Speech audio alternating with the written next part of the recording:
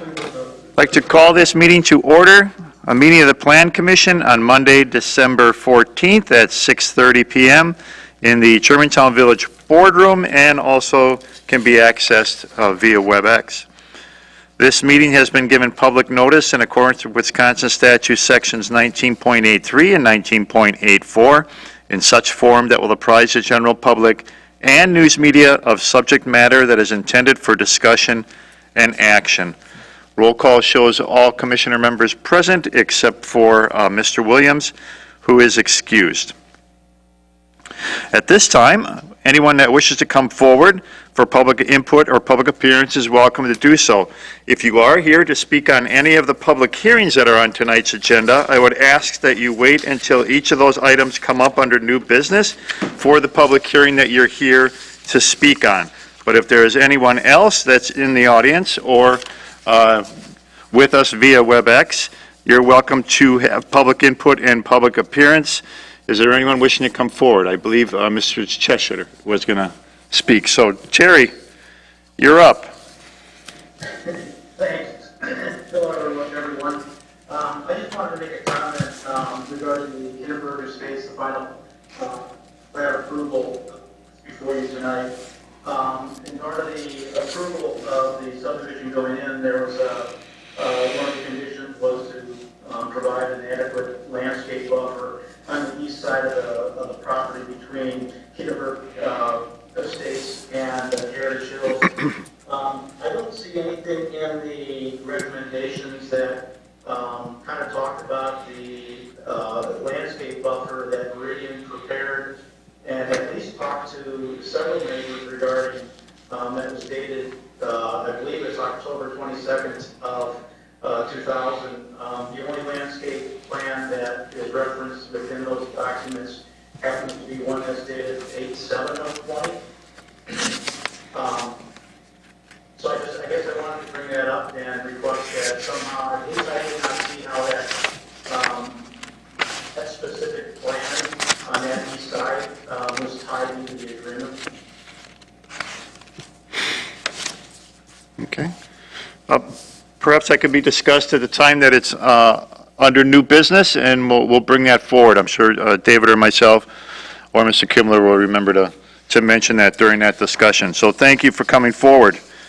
Is there anyone else that wishes to come forward at this time for public input or public appearance? All I would ask is you come to the podium and state your name and your address for the record, or state your name and address for the record if you're joining us via WebEx. Anyone wishing to come forward for public input, public appearance? All right, then we can go on to the next item on the agenda, which is approval of minutes from the November 9th, 2020, and the November 30th, 2020 Plan Commission meeting. Make a motion to approve as presented. Motion made and seconded. Any discussion on the motion to approve? No discussion? All those in favor, please say aye. Aye. Aye. Is there anyone opposed? None opposed? Motion carries.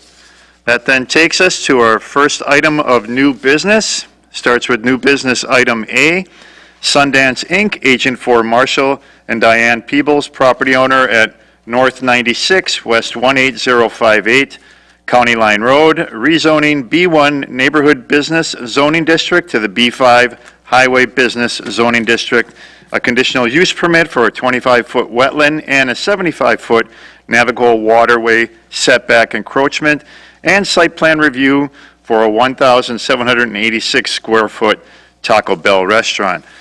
Business on tonight's agenda is for public hearing and for action by the Plan Commission.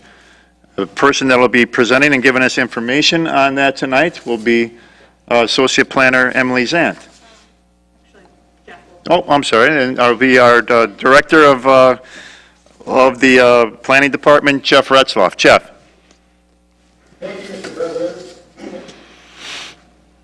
Sundance Inc., agent for Marshall Peebles, the property owner, has submitted a rezoning and conditional use permit applications and site development and building plans for redevelopment of the existing multi-tenant retail building located in County Line Road with a new Taco Bell restaurant that would be relocating from its current location just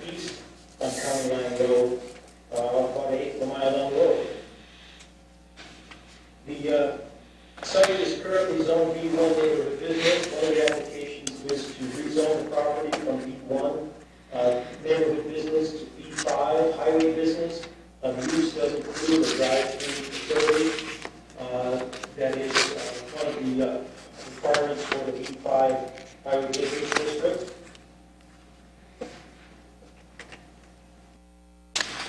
Here's another view of the site. It's abutting the Menominee River. It's 4.91 acres in total. With that here, you can see it's a rather large parcel that the majority of which will remain undeveloped. It's on the east side of the Menominee River. The area highlighted in the white dash box is the approximate area for a disturbance associated with redevelopment of the site. Approximately 0.8 of an acre would be disturbed west of the river as part of the redevelopment. The plan is to demolish the existing 3,925 square foot multi-tenant retail building and a separate 1,200 square foot accessory building. Remove and replace all the pavement, landscaping, lighting. As part of the overall project, they'll be reducing the total impervious area, which is a good thing for that particular site. And ultimately construct a new 1,786 square foot quick serve restaurant with a drive-through window and the Taco Bell restaurant. As I mentioned, the rezoning from B1 to B5 is a requirement for the quick serve drive-through component, and the conditional use permit is required due to encroachments into the 25-foot wetland and 75-foot navigable waterway setbacks. Here is a copy of the proposed site plan. As you can see, essentially utilizing the existing pattern of development on the site. The building being demolished is being replaced with the new Taco Bell in the same approximate footprint. The site has sort of a counterclockwise circulation, starting with the existing driveway and County Line Road. I'm going to skip ahead to a couple of elevations that are included with the application. As I discussed in the staff report, there are a number of outstanding items, including a traffic impact analysis that is required by the Washington County Highway Department because of their jurisdiction on County Line Road. That has not been completed just yet, and so we haven't had an opportunity to review that. There is some concern with regard to the driveway location and the site vision down County Line Road for this particular traffic generator. So we're anxious to see what the results of the traffic study are. There's also a compensation plan for the conditional use permit with regard to the wetland and waterway setback encroachments. That's incomplete and some revisions are necessary there. And there's a few other minor items that may necessitate some changes to the site plan. So with that said, the staff recommendation for this particular project is to open the public hearing since it has been published, and then table it until the January 11th Plan Commission meeting, and also to table action on all three of the applications until the January meeting, rezoning the conditional use permit and the site development and building plan application. So you want to open it and then table it? Yes. Okay. So you don't want to hold the public hearing then? Well, in the past, we've tabled it to a point where we handle all the comments at the same time. I guess we can. I know we've received at least 2 comments in writing or email. Yes. If you want me to open, I'll read those into the record, take comments from anybody who happens to be here this evening, and then leave the hearing open until January 11th. Okay. Okay. That would be an alternative approach. Okay, so then we'll do that. Then I'll open the public hearing by hereby stating, a notice is hereby given that a public hearing will be held before the Village of Germantown Plan Commission at the Germantown Village Hall located on Mequon Road in Germantown on Monday, December 14th at 6:30 p.m. or later. The purpose of said hearing is to hear any and all parties, their attorneys or agents, for or against the following applications filed by the applicant for a rezoning from the B1 Neighborhood Business Zoning District to the B5 Highway Business Zoning District pursuant to Section 17.32 of the Village Zoning Code, and for a conditional use permit to encroach into the 25-foot wetland setback and 75-foot navigable waterway setback pursuant to Section 24.04, subsection 3, subparagraph C, subparagraph 5 of the Village Zoning Code for the property described below. The applicant is Tim Krause, Sundance, Inc., agent for Marshall and Diane Peebles, which are the property owners, and the property is located at North 96, West 18058, County Line Road. Before we open it up to anybody that is either online or within the audience, I do have two communications that we received via email that I'd like to read into the record.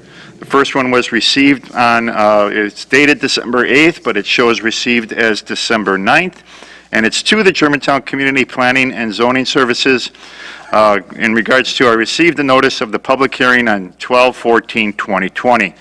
I am concerned about the possible changes at the property at North 96, West 18058, County Line Road. I live in Rivers Bend condo immediately east of the wetlands and the golf course. I am sending pictures of the often spring flooding of the area. The main concern is to be certain that the flow of water needs to flow south as well as the water of the Little Menominee River. The river is only a few feet from the mall that is being assessed to change.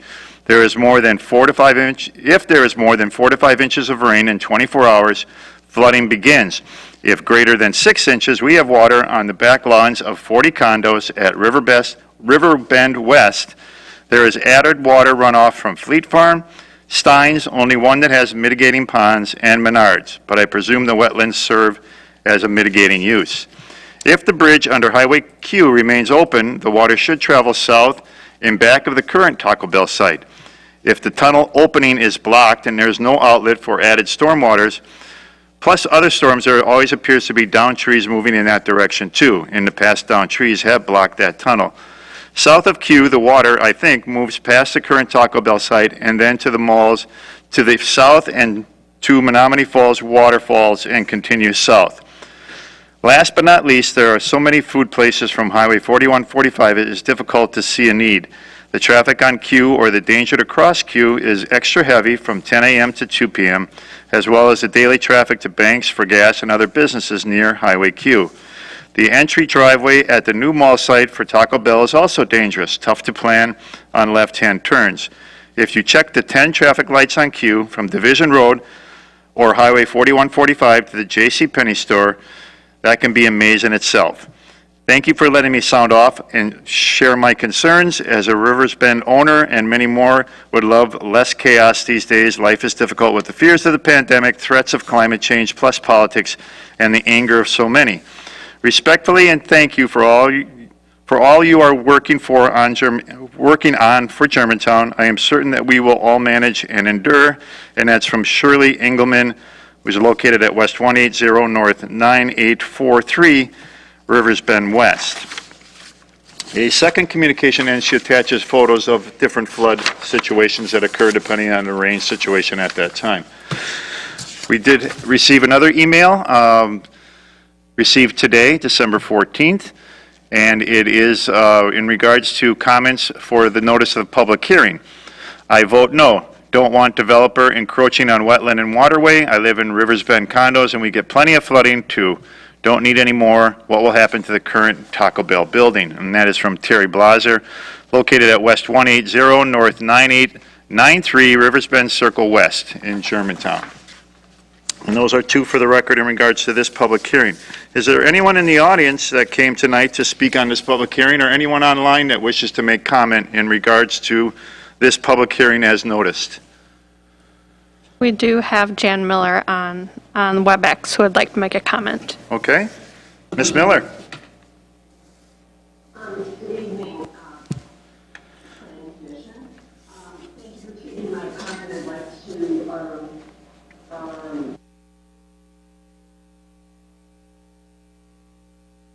construction of the new Taco Bell, and once again,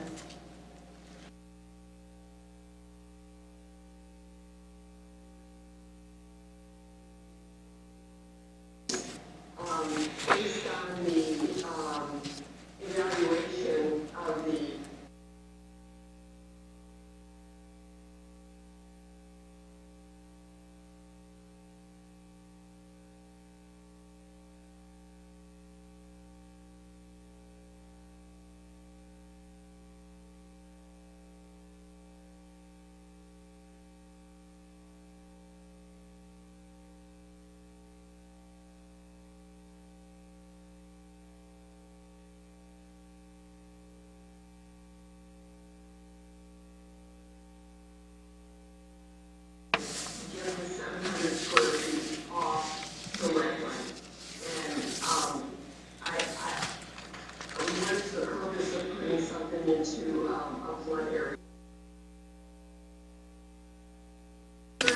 board, the planning commission, to vote no on this proposal.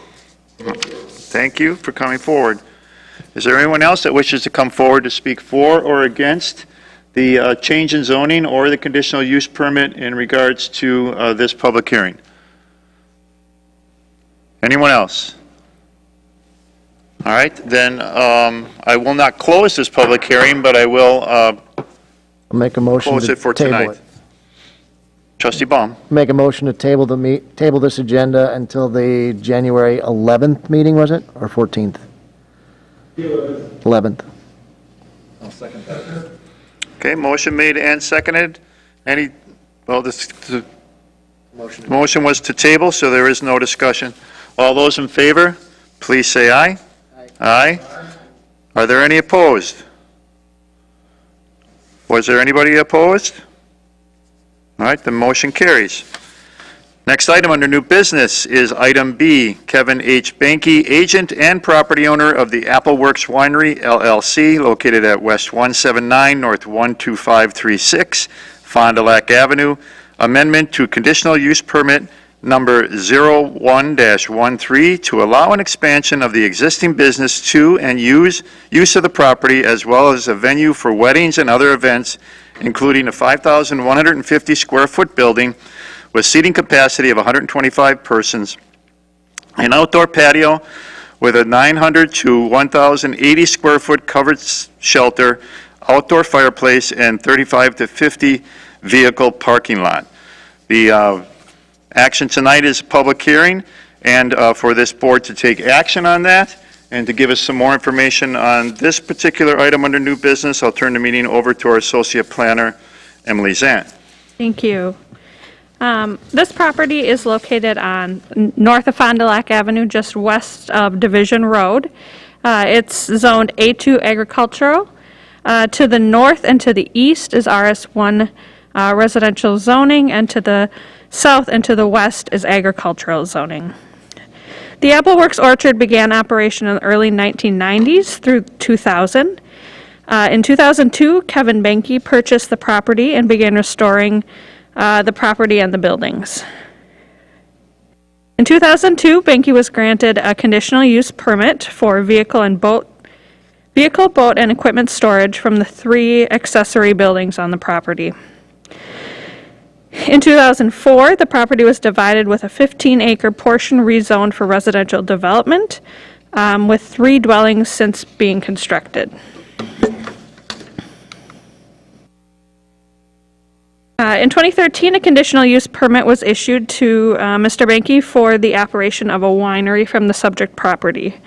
The current winery operation is permitted to operate from 10 a.m. to 9 p.m., 7 days a week.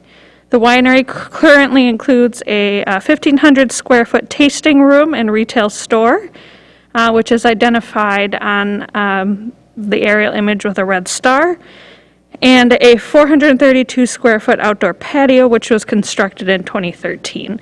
You can see that right to the left of the winery building. The proposal before you is to amend the conditional use permit to add a second patio, an event venue, and then additional parking on the site. So the second patio would be located to the north of the existing patio, and I've put a orange rectangle on the site in the general vicinity. This would be a grade beam slab patio and shelter with metal roof, approximately 24 by 45, with a maximum height of 25 feet. There would be a fireplace at one end and a 4-foot walkway connecting to the existing patio. Looking at the proposed event venue, the proposed event venue would be located in the building to the east of the winery building, and highlighted here with a yellow star. The proposed event venue would include the renovation of an existing 2,880 square foot building. And that would include a 1,500 square foot addition, a 500 square foot covered drive-through, and a 250-square-foot enclosed entry to be added to the existing building. There'd be a catering prep kitchen and indoor restrooms in the facility as well. The event venue would feature overhead garage doors on the north and east elevations, and also sound-safe acoustic barrier to be installed in the banquet hall walls. Looking at the proposed parking area, the applicant is proposing a 35 to 50 vehicle gravel parking area, which they intend to pave in the future. And that would be installed to the north of the existing winery building, northwest of the proposed event venue.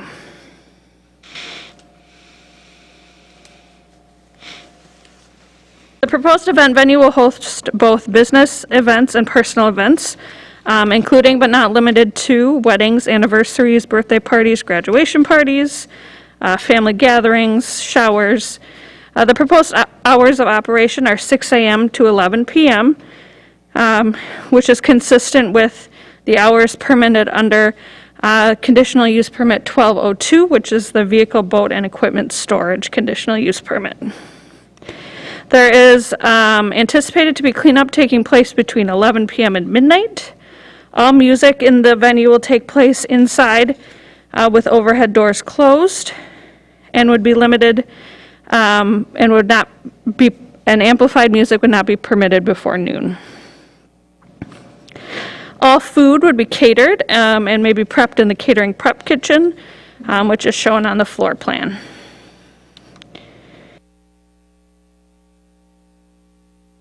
The owner and applicant currently holds a Class B liquor license to serve wine and beer. It's the intent of the owner applicant to apply for a hard liquor license in the near future. If approved, the owner and applicant has indicated that shots of hard liquor would not be permitted. The applicant has provided a sketch of the existing and proposed cedar fencing on the property, which will define the area in which the event venue activities may take place. This area is located in the southwest corner of the site, near the existing winery and around the proposed event venue.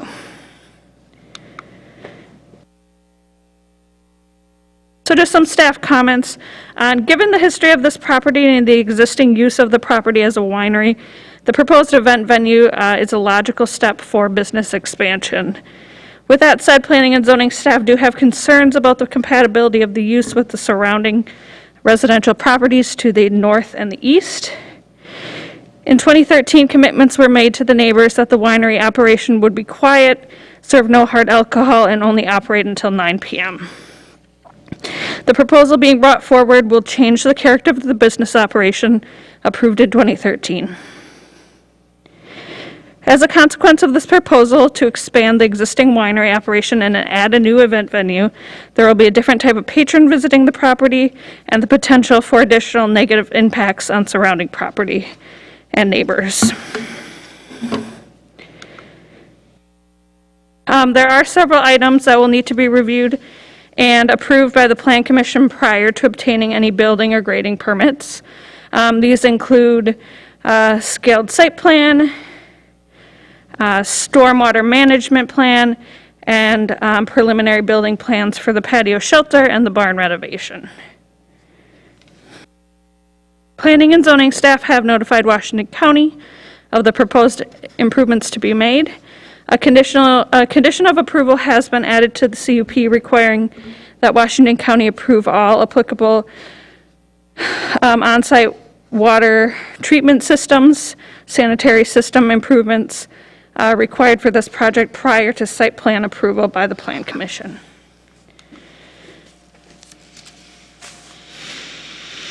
Okay, and with that, staff does recommend approval of the conditional use permit amendment to CUP 0113 for the 10.8 acre Appleworks Winery property located on Fond du Lac Avenue, subject to 9 conditions. Okay. Thank you. Then I'd open this public hearing by hereby stating a notice is hereby given that a public hearing will be held before the Village of Germantown Plan Commission at the Germantown Village Hall located on Mequon Road in Germantown, in Mequon Road in Germantown, virtually through the WebEx platform and also on location on Monday, December 14th at 6:30 PM or later. The purpose of said hearing is to hear any and all parties, their attorneys, or agents for or against the following application filed by the applicant for an amendment to the conditional use permit number 01-13 to allow an expansion of the existing Appleworks winery operation and use of the property as a venue for weddings and other events, including a 5,150 square foot building with a seating capacity of 125 persons, an outdoor patio with a 900 to 1,080 square foot covered shelter and an outdoor fireplace, and a 35 to 50 vehicle parking lot pursuant to section 17.13 and 17.07, subparagraph 3, subparagraph A and 2 of the Village Zoning Code for the property described below. The applicant is Kevin H. Banky, agent and property owner of the Appleworks Winery LLC, and the property is located at West 179 North 12536 Fond du Lac Avenue. Is there anyone wishing to come forward at this time to speak for or against the amendment to the conditional use permit for this property? Come forward and state your name and your address for the record, please. Good evening.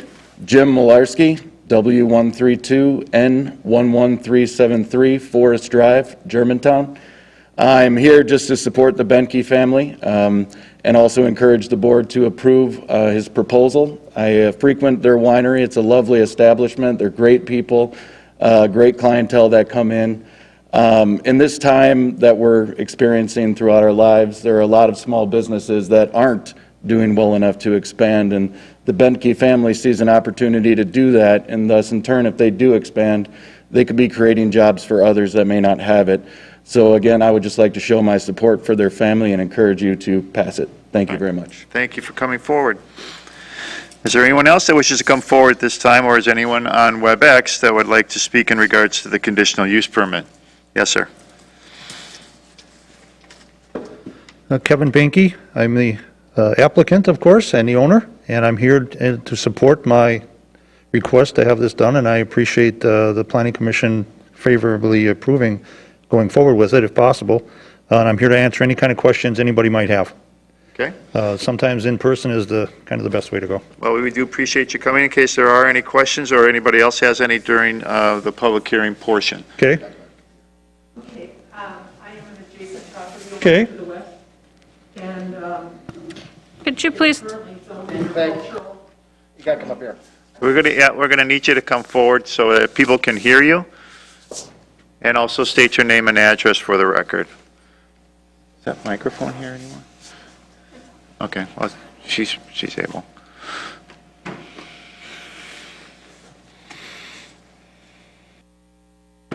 Yeah, watch that little step there, it catches everybody.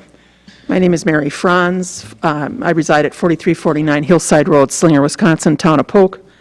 I am part owner in the property adjacent to this, directly adjacent to the west of this property.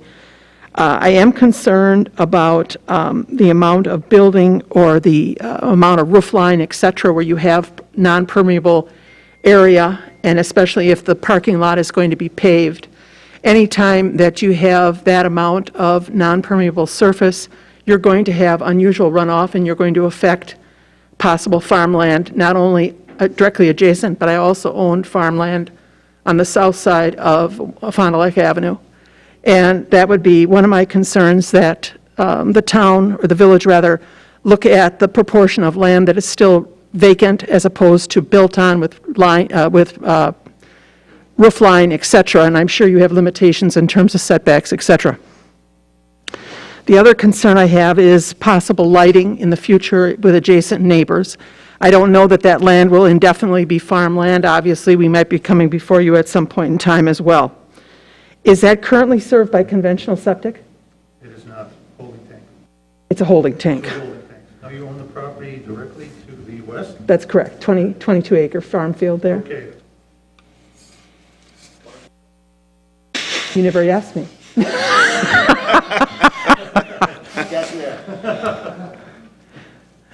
been in my parents' family for probably, I don't know, 100 years, something like that. So I'm not new in the pew. Got a nice slope to grow grapes. Well, there you go. But the noise, the lighting issues, and the amount of non-permeable surface in terms of the number of roof lines that exist there, the fact that there's mini storage there already, and you're creating additional roof line and drain off type area. Otherwise, I don't really have a strong objection one way or the other. So yours is more of a concern to Concern. watch for these things and make sure Correct. they don't have an impact, so you're not totally against the No, I'm not. change in the conditional use? No. Okay, appreciate. Thank you for coming forward. Is there anyone else that wishes to come forward at this time to speak for or against the conditional use permit amendment, whether they're in the audience or online via WebEx? Yes. You can just pull it straight down, there you go. Jenna Crucial, W177 and 12581 Apple Blossom Lane. We live in the lot immediately east of of the winery. We are residential. I have a 4-year-old and a 1-year-old, and I am very concerned about the noise and about the additional people and traffic that will be coming to the property immediately adjacent to our family house. We purchased the land in 2018 when it, was the winery 50-person limit. Music till 11, possibly midnight, is very concerning for me. Even with a sound mitigation system, I'm concerned about doors or windows being open and having that loud noise. We can already hear the acoustic music or singer occasionally from the winery itself, and so to have some sort of amplified music would be really loud. And then just, the addition of the number of people and the cars and everything else is concerning to me. Okay, thank you for coming forward. Yep. Is there anyone else that wishes to come forward to speak for or against the amendment to the conditional use permit?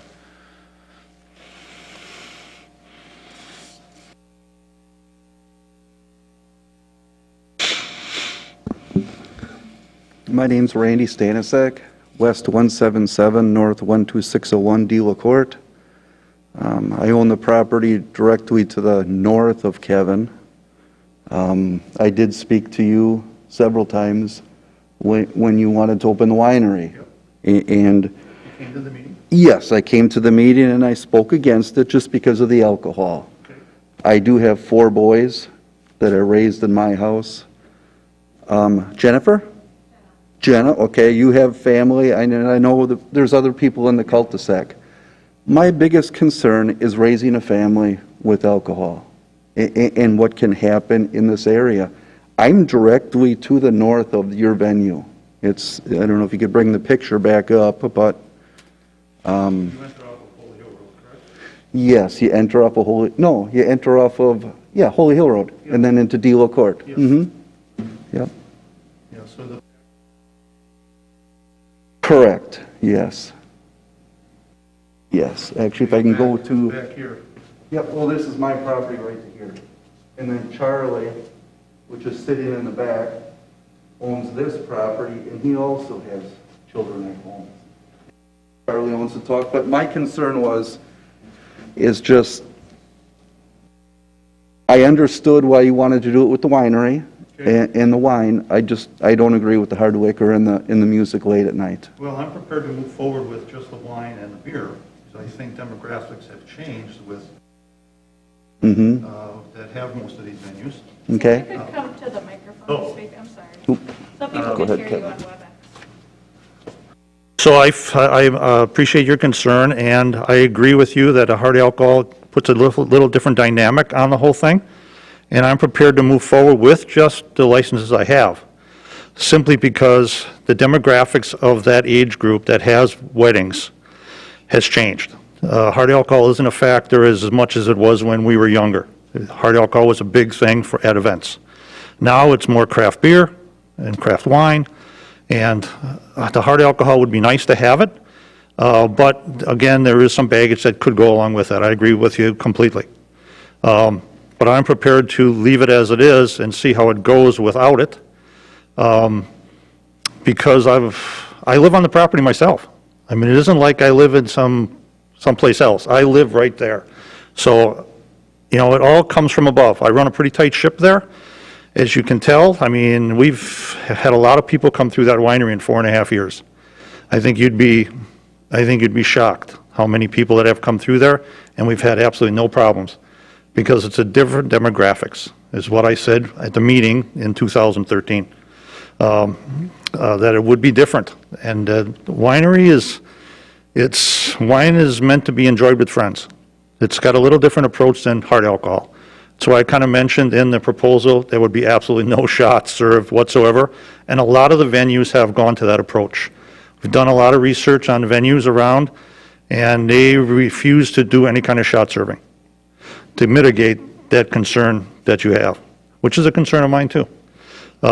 So, I mean, it's a legitimate concern, but I think if it's managed in a logical fashion, we're trying to provide a little higher venue space here now too. This isn't just a picnic type area. I mean, we're not bashful. We sell right now some of the most expensive wine made in the state of Wisconsin. It attracts a different demographics. It just does. And that's what I wanted to open up, and that's what we did open up, and I've stayed with that. I probably have $1 million worth of wine in inventory. High-end red wines that you attract a different kind of person. They're not there to booze. They're there to enjoy nice, fine craft products. And that's what we've modeled it after, and that's what we've stayed with. Like I say, we have some of the best warm climate grape wine, because I'm bringing in stuff from California to make the wine, and Chile, and it attracts a totally different kind of clientele, totally different. And we want to stay with that approach, because there's a need for that now. You've got the park venue, which is Glacier Hills and Homestead Hollow. They all have got buildings now that they rent space out. And our tax monies actually help build some of that. So, but they're renting that stuff out, $3,500 for a weekend for those barn venues. We've got some other venues that are more like, let's say, banquet rooms. But I'm going to make this a little higher end venue, and it's going to attract different kind of people. And that's kind of the plan, and we want to cater to that type of demographics. So, like I say, if hard alcohol is an issue, I can maybe work around it, but it'd be nice to at least offer it. That's all I'm saying. But I appreciate your concern about it. I appreciate your concern about the music. But, you know, this mitigation efforts that I'm going to make inside that building, no music outside. There's only going to be 2 small overhead doors on there. One is an 8x8, and that'll be a glass door, and the other one is an 8x8 in the catering kitchen. So, and those are only two doors, that's it. The big door that's on the front of that building is coming off. I'm moving that, taking it off there, and that's closing that up, and that's going to be windows and a door on the front of the building. So it's going to be pretty contained. I don't think that we're going to have much mitigation problem with sound, because in my proposal, I proposed some material that's designed to do just that, not let the sound out. It's going to be contained in the building. So those 2 things, that's the best I can entertain your concerns with at this point with what I'm trying to do there. And it's really only 75 feet. My current liquor license around the tasting room, if you add 75 feet to that license, that's that building. So we're talking feet now. We're not talking a quarter acre down the road. I want to extend that 75 feet. That's all I want to do. And now with the COVID thing, it'd be nice if I had that building, because right now I can only have like 12 people in the tasting room. Can't do much with that. Where this, I could have 25, 30 people in there, in that building, if I had it available to myself. So I guess I'm playing the devil's advocate. What if? Same like with the outside structure. I think that shelter would be a nice thing. With the fireplace on one end, I could be using that right now. And, you know, this isn't going to be with us forever, but it's going to be with us for a while. At least a year, year and a half. Everybody thinks less, but I personally think it's going to be longer. So that's why I'm approaching this with this in mind, to try to do something like this for a long-term solution to maybe a potential problem, 5 years from now. So. Was there anything else you wanted to add, sir? You still have, yep.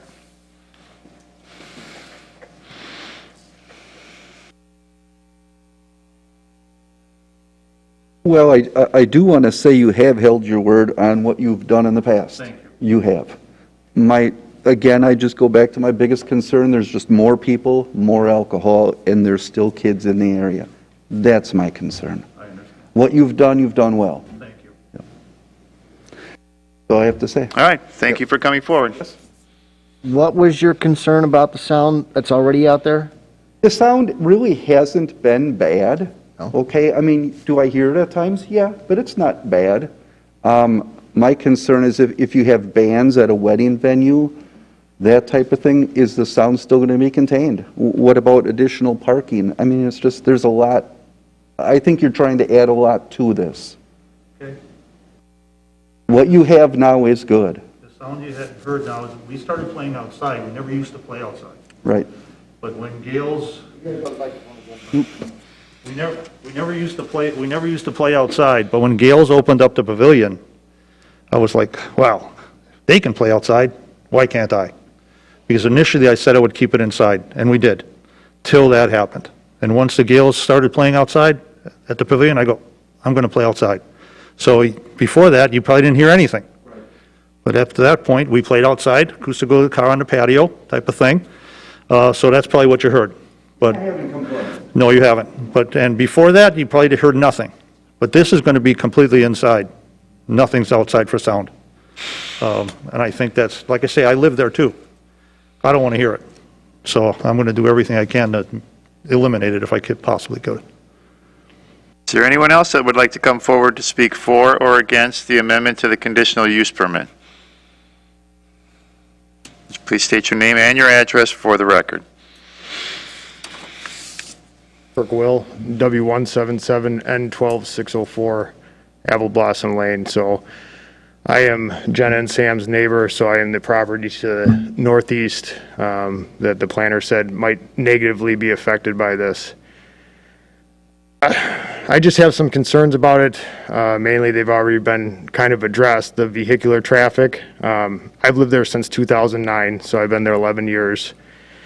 There has been the occasional car that's come down with the winery, and I just want to say I have no complaints about the winery. I think it's reasonable. It's all been reasonable. I do hear it occasionally, but I think what it all comes down to is reasonableness. Okay, so as Kevin said, for the first few years or whatever, I didn't hear anything from the winery. Now, when they play outside, I do hear it, but I think it's reasonable. Okay, I do think that 11 p.m. going into cleanup at 12 a.m. wedding venue, I don't know if it's going to be reasonable in that neighborhood, is some of the concerns that I have, along with the extra vehicular traffic. That being said, I debated whether or not to even come, because I am a firm believer that you should be able to kind of do what you want with your own land. So, and I can appreciate his efforts to expand on his business. I can't be angry about that. I do think, though, it's going to have some negative impact on the residentials in the area there, especially with, you know, it started out with no music outside, and then there was music outside. I know that he says there's not going to be hard liquor. I think at some point there probably will be hard liquor. And I think with the demographics, I don't know how that's going to look with the residents in the neighbor. That's just kind of some of the issues that I have with it. Like I said, I can appreciate the mitigation efforts and stuff, but I think it might be a little bit of a slippery slope with some of the stuff. Okay, thank you for coming forward. Is there anyone else that would like to come forward to speak for or against the amendment to the conditional use permit?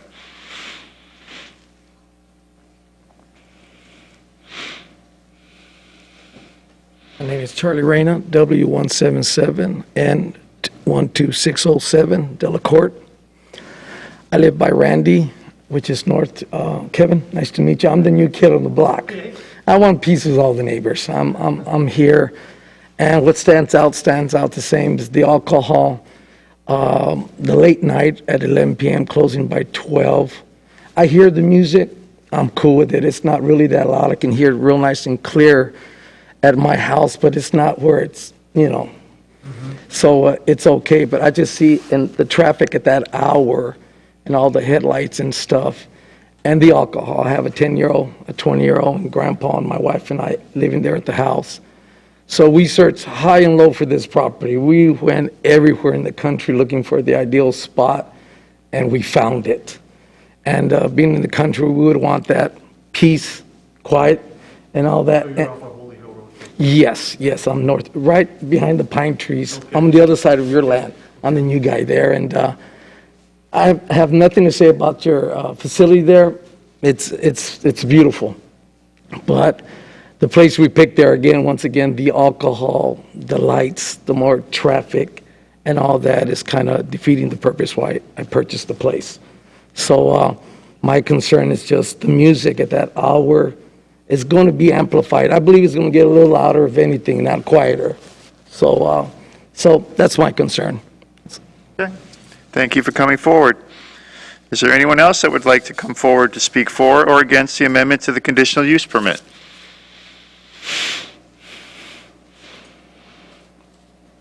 As a resident?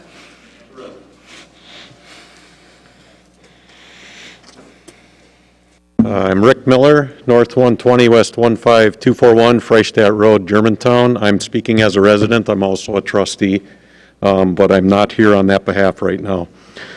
I've probably been a customer of Appleworks Winery since they opened. My wife and I have been there several times. Okay, a few more than several. But it's a great little venue, and of course, with the pandemic this year, there's been some challenges. And if it's one thing I know about Kevin over the years, he's a stickler.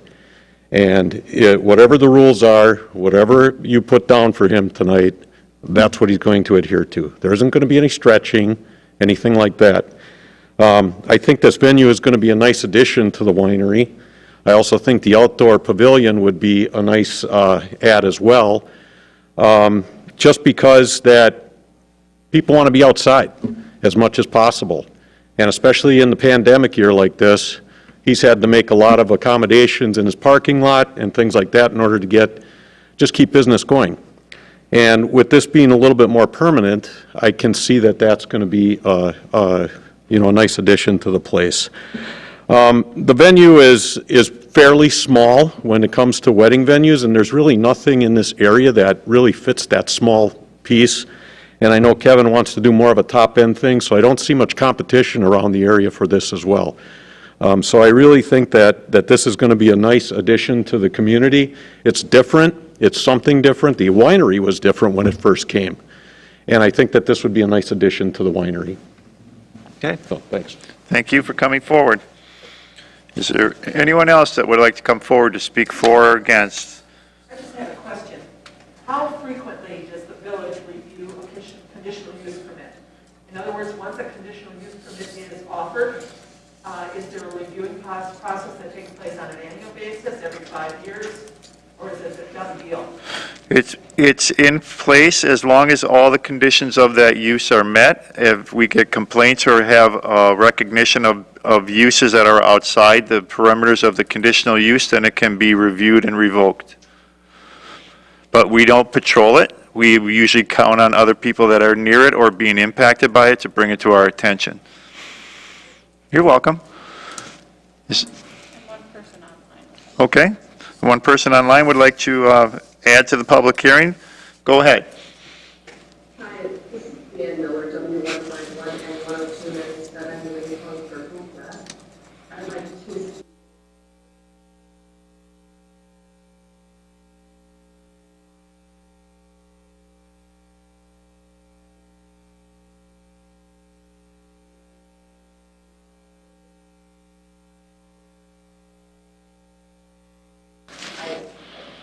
the property is being used as a wedding or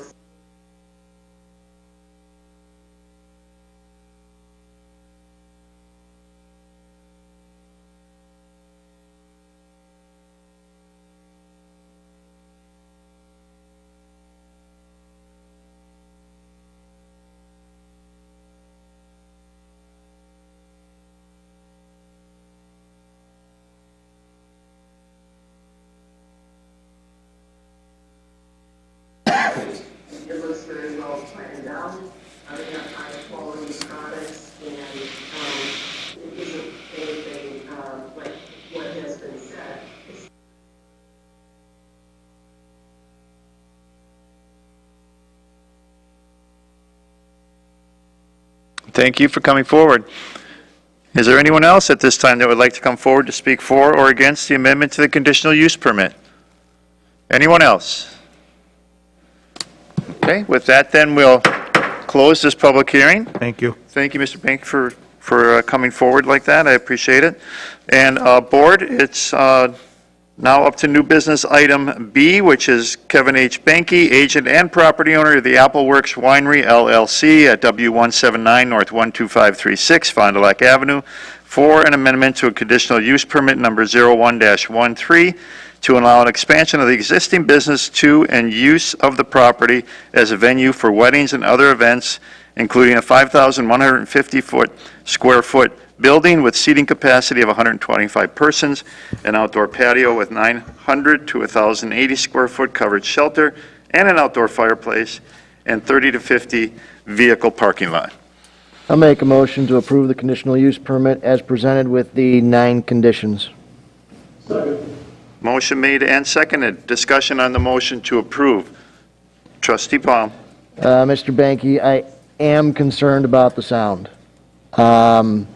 I've been to these small boutique weddings. The room gets hot and stifled. We opened all the doors. So that would be my only caution is your guests are going to get hot in there and want to open the doors up, which is going to lead to amplified music going across the field. Yeah. understand that, but I'm going to spend the money on it. Sir, if you wouldn't mind.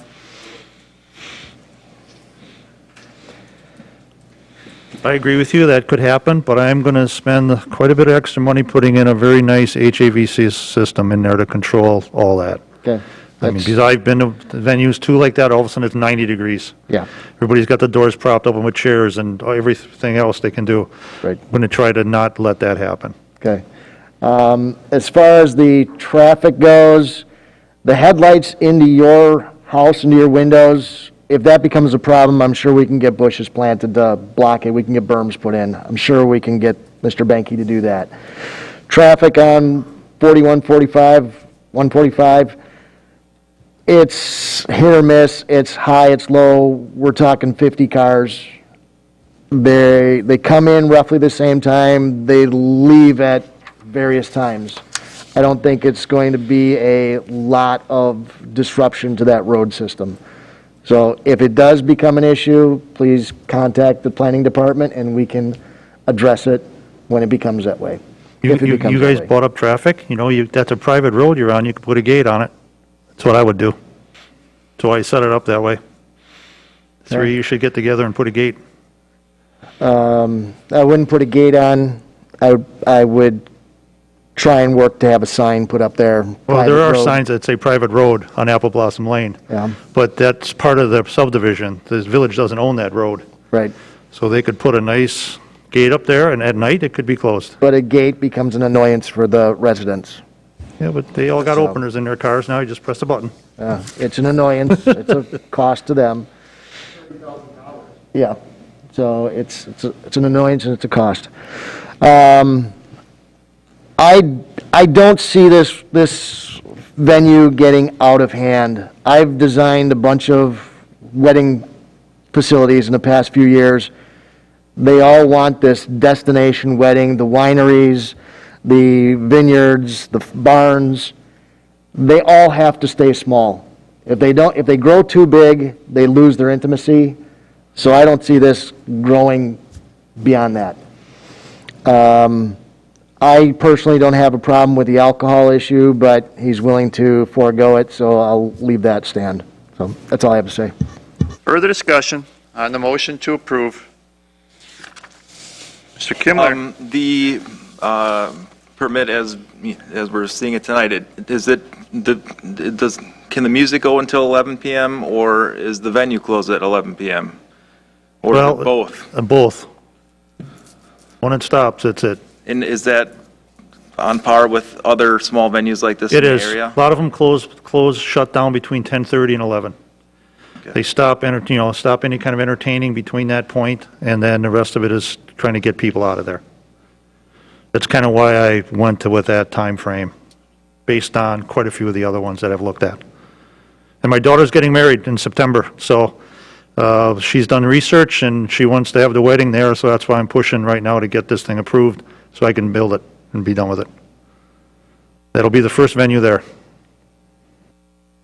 Further discussion on the motion to approve? Any board members that are joined via WebEx wishing to make comment? I got a question on the Class B liquor license as it stands now. I guess I came into this, say, looking at there was promises made to neighbors back in 2013 that we would have hard alcohol. So I guess I came into this kind of predisposed against it a little bit. But what I hear tonight, that if Mr. Banky is willing to forego the license that allows him to serve hard alcohol, I guess I'm for it. The question I have is where does the control of that take place that ensures that the liquor license doesn't, I guess, go up a notch in terms of the volume of serving hard alcohol?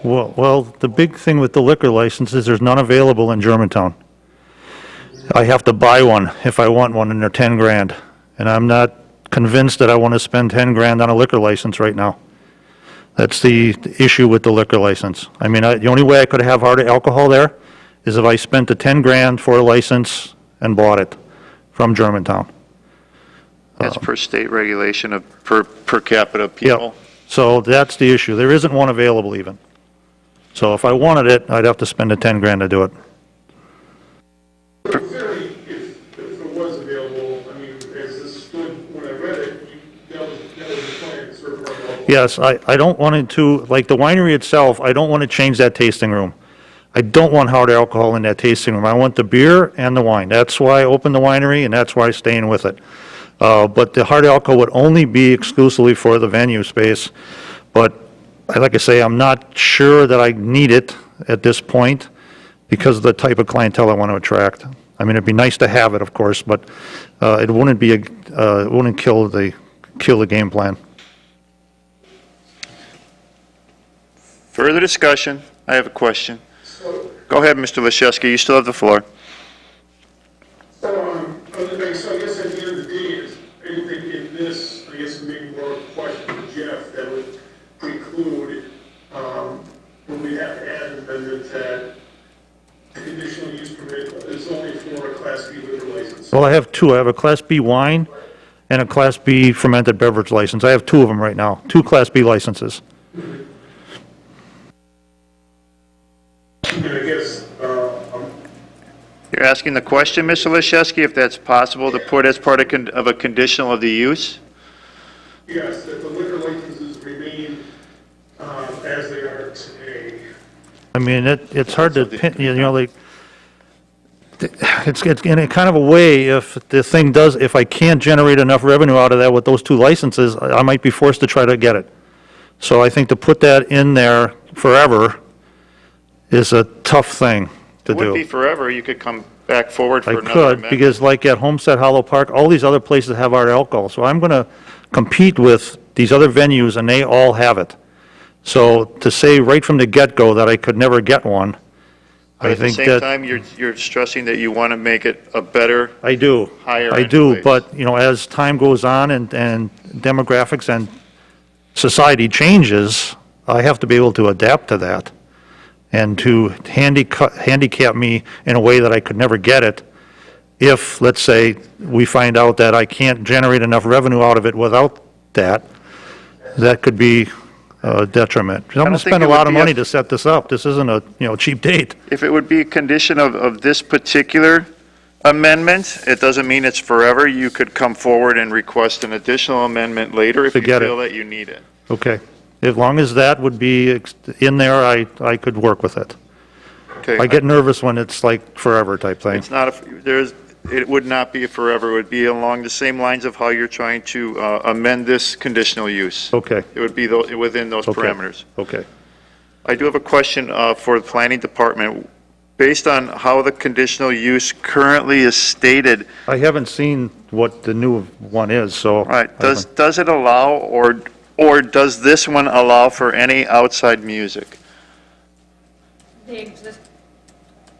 The existing conditional use permit? Existing and new? The old permit was supposedly music inside. which we did, Right. until Gail started playing outside. That's not an excuse, though. So that's Because why the I started- Conditional use is to stay, it was supposed to It stay is, inside. but it's like the kettle calling the pot black. I mean, if everybody else can do it outside, why can't I? They do it outside within a permit and within a public park, and it's a little bit different, and they don't have a conditional use like your business does, sir. Okay. Currently, we have, the current conditional use permit has a condition that the applicant is responsible for contacting the Community Development Department and/or the clerk's office for applicable temporary use liquor license or other permits or approvals for any special events that exceed 50 people in attendance, include the selling of any alcohol other than wine, or include a DJ, live band, or excessively amplified music. So it requires us like a special permit. A So- temporary use So permit. if I want to have music inside the tasting room, I have to get a permit for that? No. No, not inside, sir. Okay. Okay. What It is this? doesn't specify inside or outside at this point. I think that the time that, and, Modify the conditions to address that, we'll have to do that now. well, what does the current conditional use permit allow? Same? That we just read, it does allow music, but it requires a notification of the planning department and possibly obtain a temporary use permit if that were to apply based on the size or type of the event. But it's not a specific prohibition for outside music. So if there's a desire to specifically prohibit amplified music or music emanating from an outside source, then we should add that as a specific condition, so there's no gray area misunderstanding in the future. Okay. I will make a motion to add condition number 10 to specify that outdoor, non-amplified acoustic music is allowable during the business hours. That'd be fine. Because that's what you guys hear. Yes, You'll have an opportunity, sir. yeah. That is your motion But to that's what I've amend? heard from everybody else is, At the winery. they're asking if the amendment can be limited to 9 o'clock at night For outside for music? outside music. It's up to the motion maker.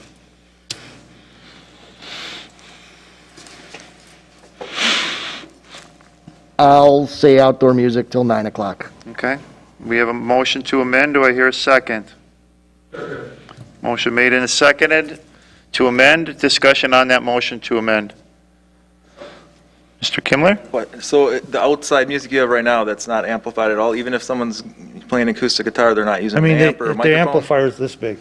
Right. That's all it is. So, I mean, technically it's amplified and, I mean, I think that's fine. Personally, I think it's fine to have someone outside. I mean, it isn't a band. Small mic and a small The one amplifier. person. so- I'm trying to make Yeah, that the I point, understand. that it's not a band, it's just an acoustical arrangement. It's- Single solo guitarist usually. That's, Sometimes there's a violinist, but it's very rare. we're okay with that? Okay, hold on. Further discussion on the motion to amend? No further- Sir? Before I take a vote, I'd like to hear what this guy has to say. Okay. I I do need you to come You gotta up come front up to and the mic. state your name and your address for the record, please.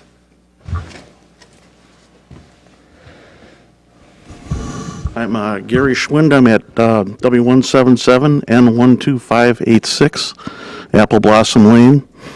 Kirk and Crushels are my neighbors.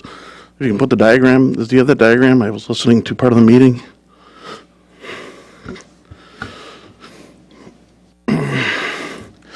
I think when all of us, including Randy's lived there probably the longest, moved out there for a country-type setting.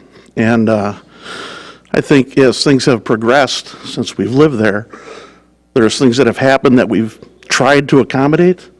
But when you're going this big of a venue and The Kreschels have a large investment. They just invested, they're the land directly next to it.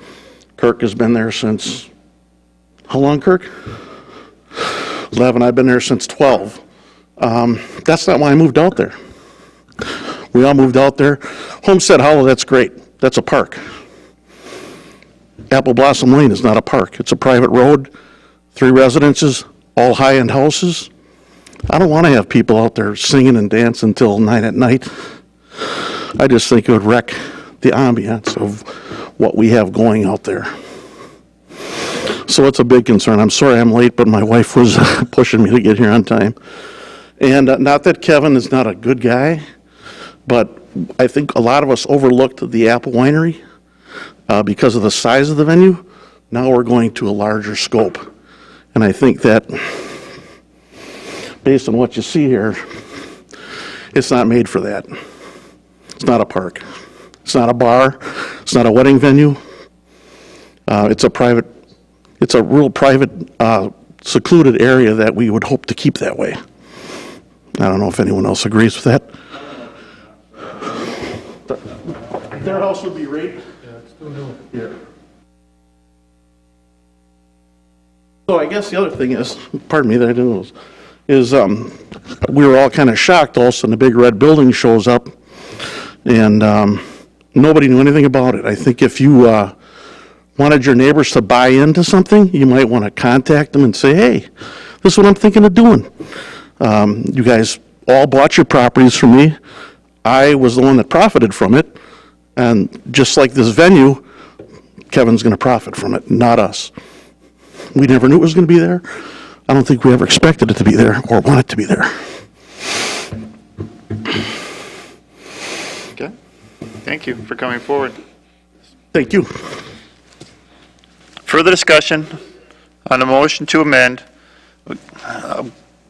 If you'd like, I don't want to open it up to another public hearing, but if you have something to add in regards to the amendment? Okay.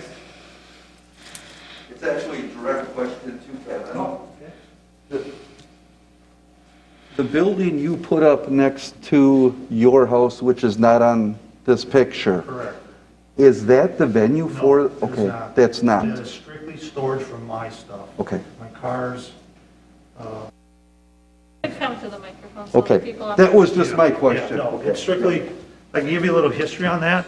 That building is put up strictly for my stuff. I mean, it's not rented to anybody, it's not anybody's but mine. So my cars are in there, some equipment is in there, trailers, my skid steer, I'm going to put everything in there.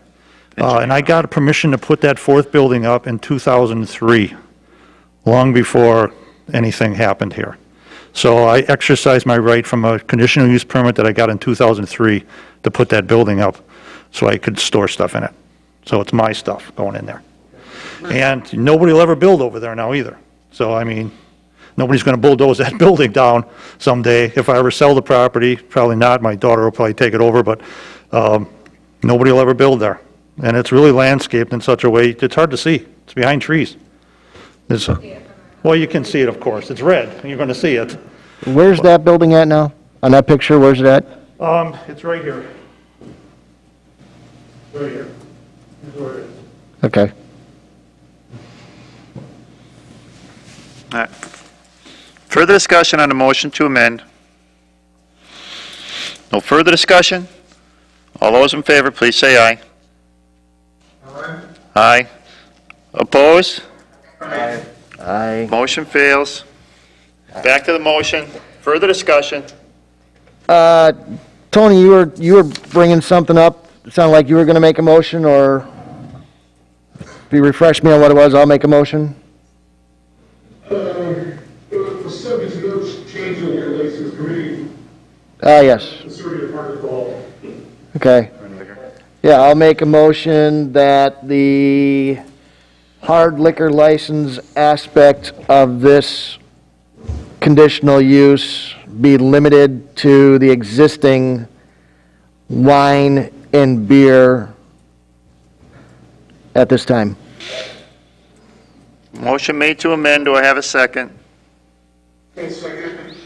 Motion made and seconded. Discussion. Trustee Baum. So my intent is not to stop it permanently. My intent is to allow you to run this business to see how it goes. Yep.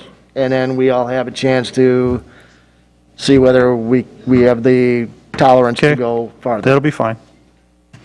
Further discussion on the motion to amend? No further discussion? All those in favor, please say aye. Aye. Aye. Are there any opposed? Aye.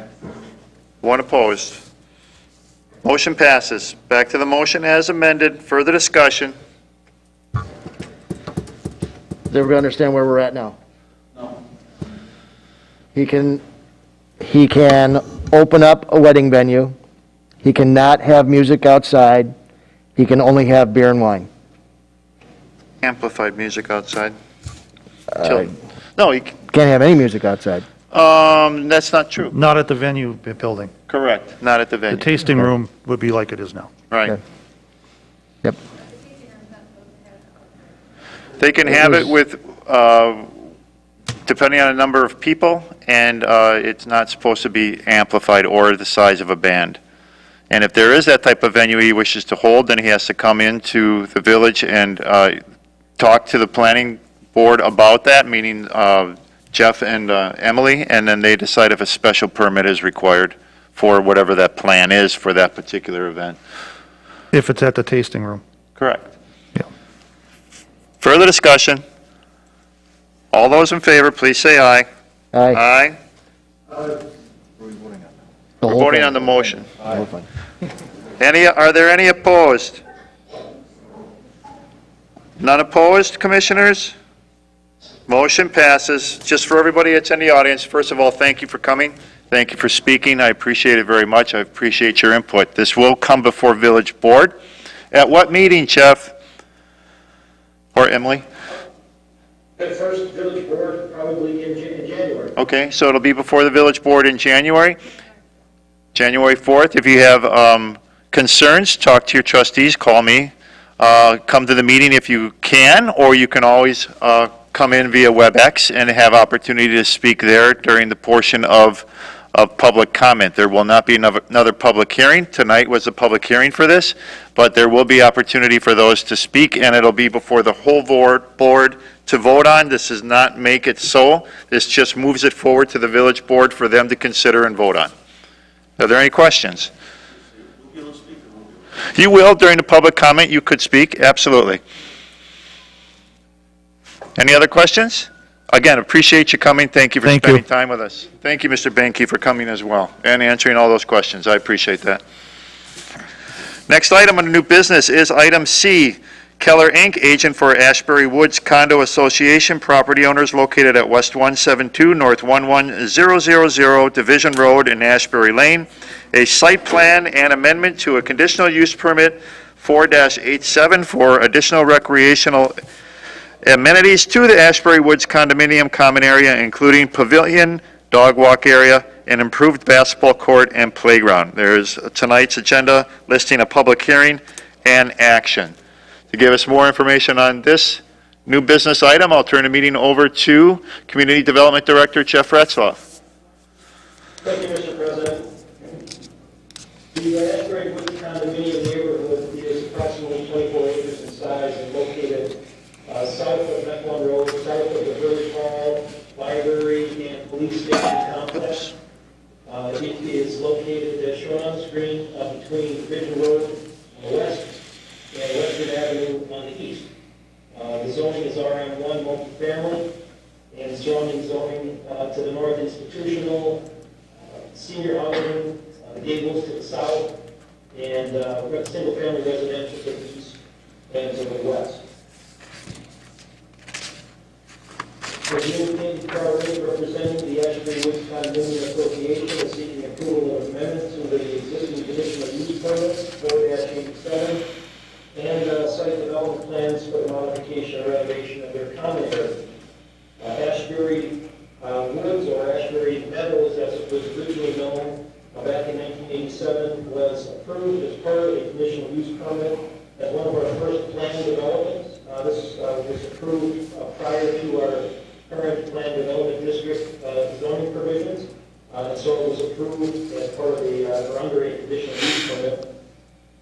Again, 24 acres in size. It has 17 8-unit buildings with a total of 136 multifamily dwellings. Originally was set up as rental apartments. The density is just under 6 units per acre.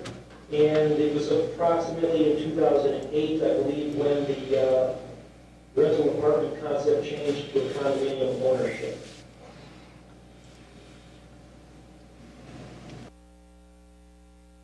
Here is a close-up of the recreational common area on the north side of the development as it is relative to the village hall and library complex.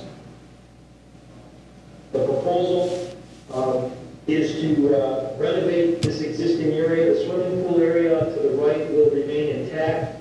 The basketball and tennis court that is shown on the screen has since been removed. It's just gravel there. The proposal is to remove and replace that pavement under the former basketball and tennis courts with replace it with grass. Construct a new 24 by 52 open-air picnic pavilion. Also construct or install a new 1,500 square foot paved surface and lighting for a sports court with half a basketball court and volleyball. Is shown on the screen in the light blue. In the middle, relocating existing grills, install some new playground equipment, repair the existing 120 by 120 fence enclosure that's around that middle green area.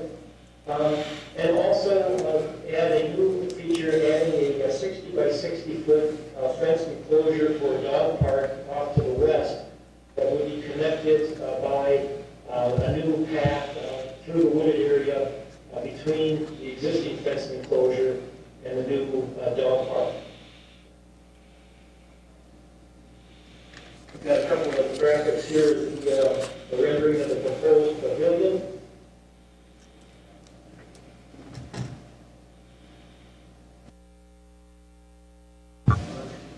Back a couple of years when Andrew Woods initiated the conversation about the proposal, we had notified them that we were aware of wetlands located on the property, generally south and west of the existing common area. They were required to provide a wetland delineation, which they did. That's shown on the screen with the solid red line. The 25-foot setback from that is shown in the solid green line. The redevelopment and renovations will have to stay outside of the 25-foot wetland setback area. And I will also point out that in October of last year, when this project had started off as a relatively small or narrower scope in size, just to remove the basketball and tennis courts and replace it with the pavilion, we actually issued a zoning permit to allow that to happen with some conditions. And one of the conditions was that if they move forward with expanding the uses in the common area, they would have to amend the conditional use permit, which is why we're here this evening. Some other staff comments or concerns. One, the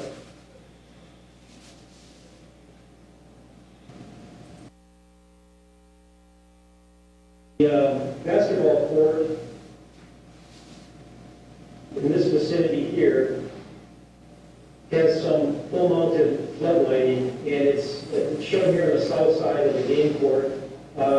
Presumably it's going to be aimed slightly to the north to cover the entire court.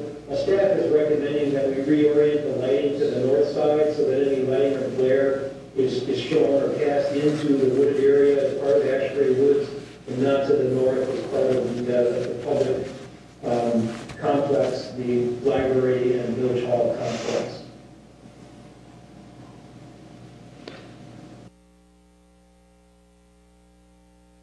Other comments, the new 60 by 60 foot dog park, the enclosure that's proposed is a 4-foot high cyclone fence, and it's located, it's shown on the screen on the west here, it's actually somewhat of an open field that lies just south of the Village Hall parking lot in the back or south side of the Village Hall. For purposes of visually screening or buffering the dog park, as well as trying to preserve or make it clear that this is a private facility and not available to members of the public, staff is recommending that those areas be landscaped on the west and the north sides of that enclosure, and requiring that a landscape plan showing how they intend to do that be submitted to staff for review and approval. And then finally, there are some minor site plan revisions being required by the village engineer as part of the recommendation, which is to approve the conditional use permit amendment to conditional use permit 4-87 to allow the additional recreation features and facilities in the common area as proposed, subject to 2 conditions. Also recommending to approve the site plan dated September 28th for renovations to the common area for the Ashbury Woods condominium, subject to 5 conditions. And we can read through those if necessary as part of the staff report that you have in your packet. Thank you. I would open this public hearing by stating a notice is hereby given that a public hearing will be held before the Village of Germantown Plan Commission at the Germantown Village Hall located on Mequon Road in Germantown and virtually through the WebEx platform on Monday, December 14th at 6:30 p.m. or later. The purpose of said hearing is to hear any and all parties, their attorneys, or agents for or against the following application filed by the applicant for an amendment to the conditional use permit number 4-87 for the Ashbury Meadows Plan Development to allow improvements to the existing common area for the property described below. The applicant is Keller Inc., agent for Ashbury Woods Condo Association, which is the property owners, and the property is located at West 172 North 11000 Division Road in Ashbury Lane. Is there anyone that wishes to come forward at this time? And before I ask you to come forward, I do have one communication that we received via email. It was received on December 10th, and it's 2 comments in regards to the zoning. Merry Christmas. Responding to the zoning at Ashbury, I worry that, A few years ago, Ashbury had on-site management and any and all issues were addressed immediately. Since then, management is off-site, and simple things like garbage escaping from the dumpster just west of my home have taken a long time to resolve. Just ask Lori. How will daily maintenance be handled when people gather in a common facility? B, the eastern corner of the Western Avenue access to their facility has been neglected for years, and this past summer, the overgrown foliage was cut down and abandoned. It looked terrible, and folks think it's my neglect because it is adjacent to me, but the property overlap gives the ownership of that corner to Ashbury. C, there is a reasonable distance between the south end of the facility to the proposed addition, and without dedicated parking, I expect people to drive to the new addition and park wherever they can, perhaps behind the library. D, we should check with the police department and ask if there are security issues. E, we have a wetland ordinance at the east end of the property, and by clearing and adding a hard surface, the runoff will change dramatically, adding to the drainage patterns and should be studied at Ashbury's expense. Therefore, I do not think the Ashbury proposal is in the best interest of the village and request denial without mediation or postponement. And that is from Casimir Laco, which is located at West 167 North 11057 Western Avenue. Is there anyone else that wishes to come forward that is in the audience or via WebEx that would like to speak for or against the amendment to this conditional use permit? Sir.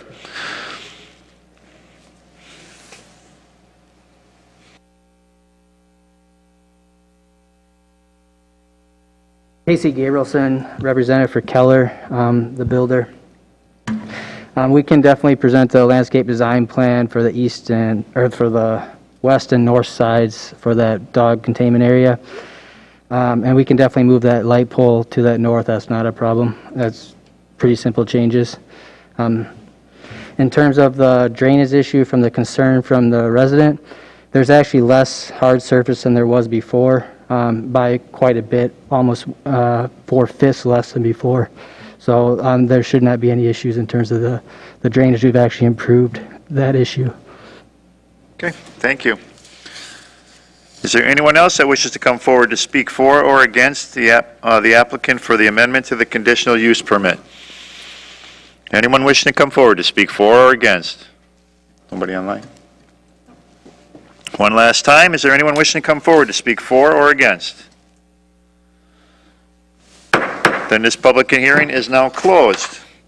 Commissioners? I'll make a motion to approve an amendment for conditional use to, just the amendment to the conditional use with the two conditions. Second. Motion made and seconded, discussion.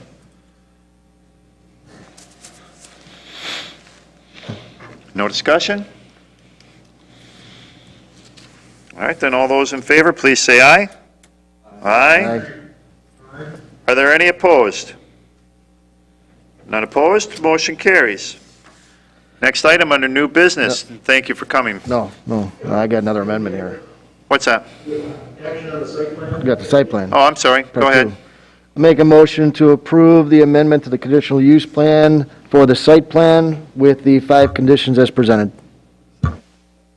Motion made and seconded. Any discussion?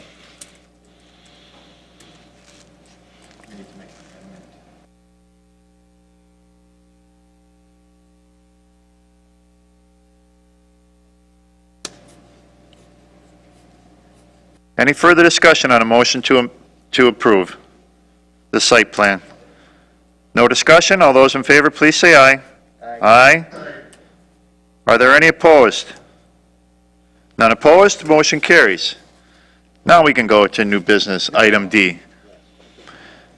Item D is Community Development Department text amendments to the Village of Germantown Municipal Code, Chapter 17.48, subparagraph 3, non-conforming structures. This item is on the agenda tonight for public hearing and action.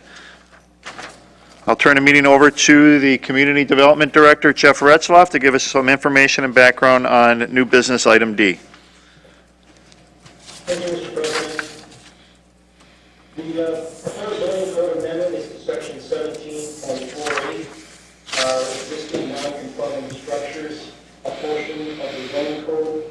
The proposal is to create section 17.48 sub 3 sub E that includes 2 specific provisions regarding the reconstruction of existing non-conforming decks in single-family residential zoning districts. The first provision specifically would allow for an existing non-conforming deck encroaching into any yard setback to be reconstructed in the same size and shape, essentially the same footprint. And then the second provision is to allow an existing non-conforming deck encroaching into a rear yard setback where the property abuts an outlot, a common area of the subdivision that can be reconstructed and enlarged, provided that the following conditions are met. That the reconstructed deck be not closer than 5 feet from the rear yard property line, that the deck not be located over a utility or drainage easement, that a signed statement from the homeowners association proving the deck location and design be submitted with the building permit application to the village, and that no further variance concerning construction or reconstruction of the deck shall be permitted by the village. The amendment before us this evening was initiated by a property owner in the Esquire Estates subdivision. Esquire Estates is one of only 2 subdivisions in the village that were developed under the RS7 single-family district. It's the highest density single-family district, has the smallest lot size. The minimum lot size required in the district is 10,000 square feet. However, research reveals that there are a handful of lots in Esquire Estates that are as small as 8,000 square feet, or just over 8,000 square feet. And as you can see, the focal point of the Esquire Estates subdivision is the dual function pond located in the middle of the property, along with an island in the middle of the pond that contains a swimming pool and a little change room or a building. A nice feature for this particular subdivision. What we've discovered, however, as a result of first a variance application that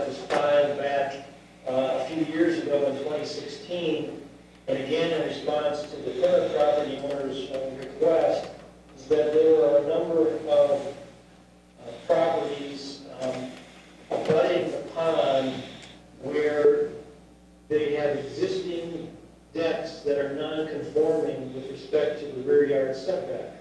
The rear yard setback in the RS7 district is 25 feet, and in some cases, the existing decks are as close as 5 feet to the rear yard property line.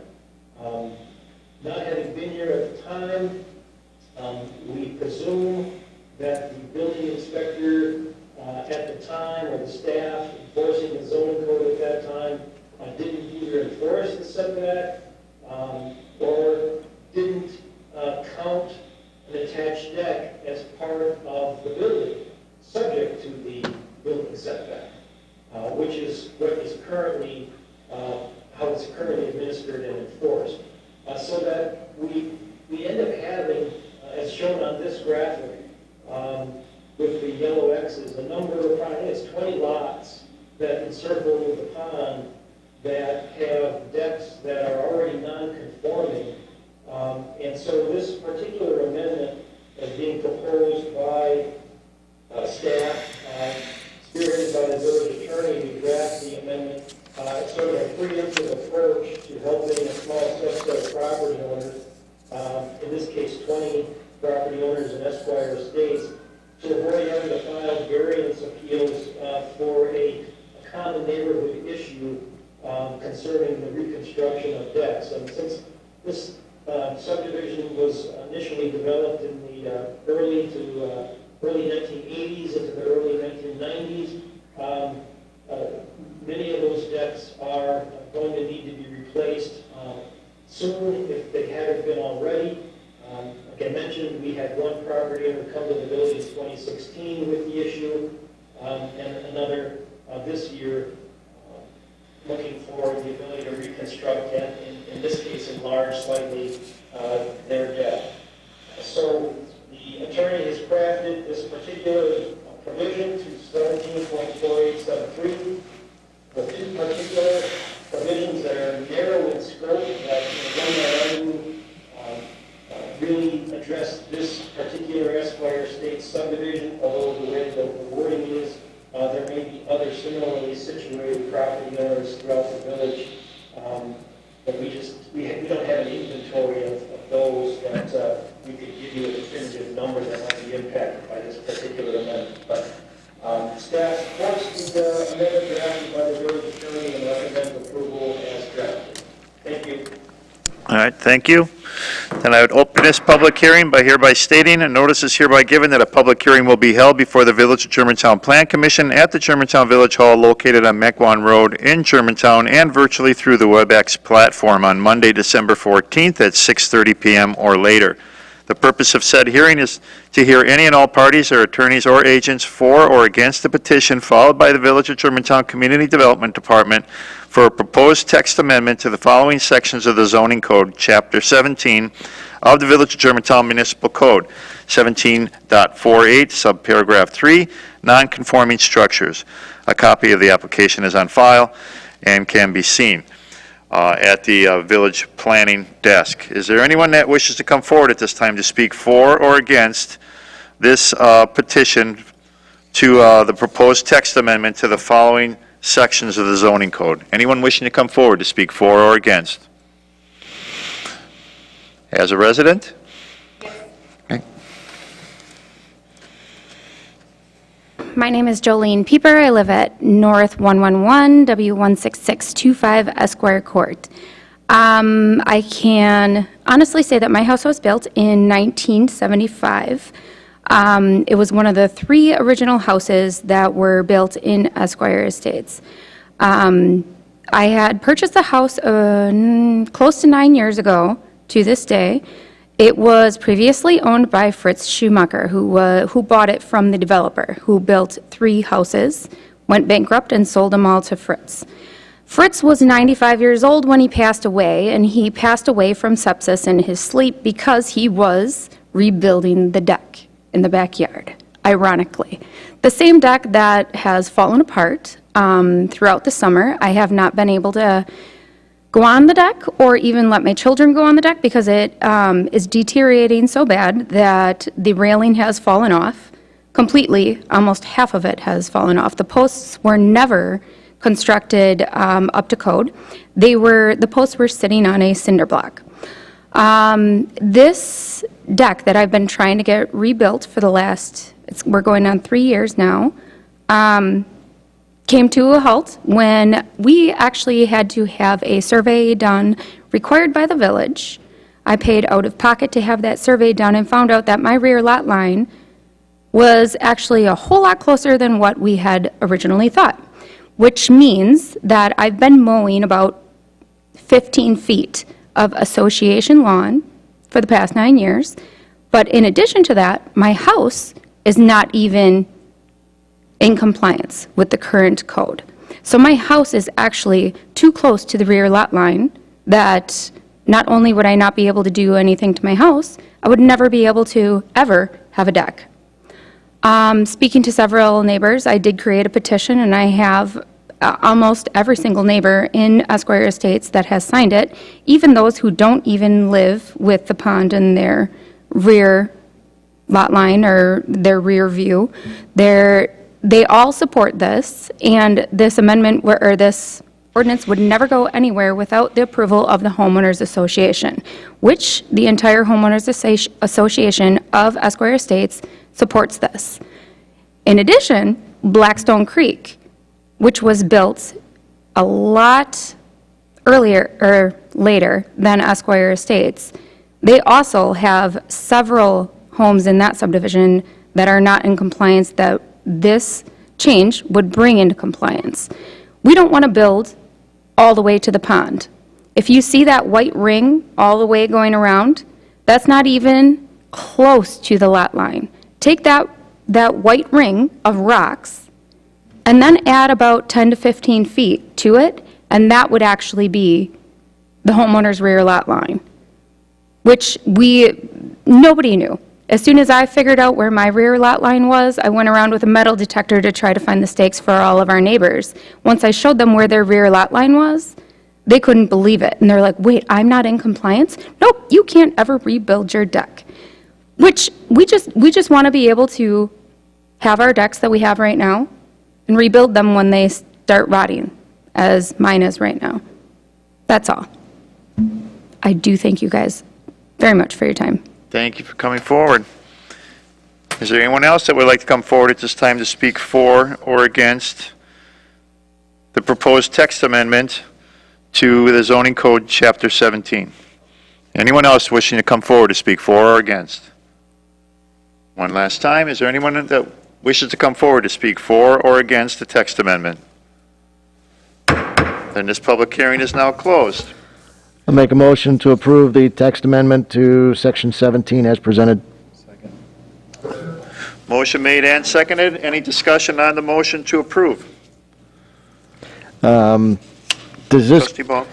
this go for wood decks, concrete decks, any type of deck can be rebuilt? Is that correct, Jeff?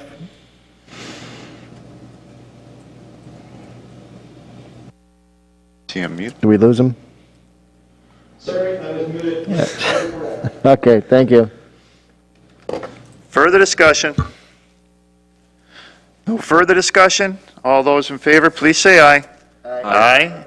Are there any opposed? None opposed? Motion carries. Thank you for coming forward.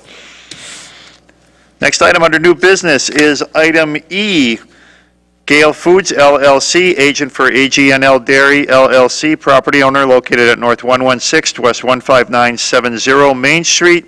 Site plan review for a nitrogen generation facility addition. To give us more information and background on this new business item, I'll turn the meeting over to their associate planner, Emily Zant. Thank you.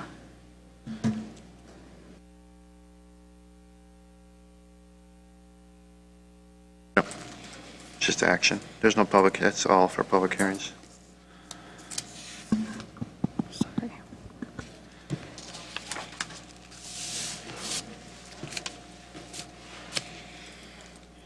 Okay. This proposal is before you again following action by the village board at their November 2nd meeting. Just a little bit of brief background. As a part of the Gale Foods PDD approved last year, several improvements and commitments were made by Gale Foods for their property, including the addition of a on-site nitrogen generation facility. So the proposal involved 3 applications, one of which was a Plan Development District amendment to specifically allow nitrogen generation facility on the site. This was approved by the village board on November 2nd with conditions. Another component of this was a conditional use permit to allow an accessory structure to exceed 45 feet in height, and that was approved by the village board on November 2nd with conditions. So before you again tonight is the proposed site plan. The Plan Commission did vote to deny the approval of the site plan at their October 12th, 2020 meeting, and however, as a result of the action taken by the village board on November 2nd for the CUP and PDD amendment, the Plan Commission action taken on October 12th has effectively been overturned. And so it's before you again tonight. The proposed nitrogen generation facility is located in the east end of the property near Fond du Lac Avenue. The closest portion of the proposed fencing would meet the setback requirements in the Gale Foods PDD district, and the proposed location is buffered from Fond du Lac Avenue by limestone cliffs and mature trees. These are some visualizations of the location, although not the view of the silos associated with the nitrogen generation facility from Highway 145 Fond du Lac Avenue. And this is looking southeast. The equipment would be enclosed on 4 sides with a 6-foot tall security fence with barbed wire. Safety bollards, 42 inches in height, would be located outside of the fencing on the north and west sides of the project for protection from on-site traffic. Gale Foods has submitted a preliminary piping route planned to connect the nitrogen generation facility to the existing nitrogen piping infrastructure that enters the building. The proposed piping route will be underground between the nitrogen generation system and the east side of the building. The pipe would then come out of the ground, up the building wall, and across the roof to the existing bulk tanks. The lighting for the nitrogen generation facility would include 4 LED area lights, pole-mounted, and 6 wall pack lights mounted on equipment within the fenced area. This project will be located on existing impervious surface. A portion of the existing pavement will be replaced with topsoil, seed, and mulch, actually decreasing the total impervious surface of the site by about 1,400 square feet. The proposed improvements will eliminate approximately 15 standard parking spaces from the area. However, as a part of the site plan approved in 2019, there is a total of 49 parking spaces proposed in the parking expansion directly to the south.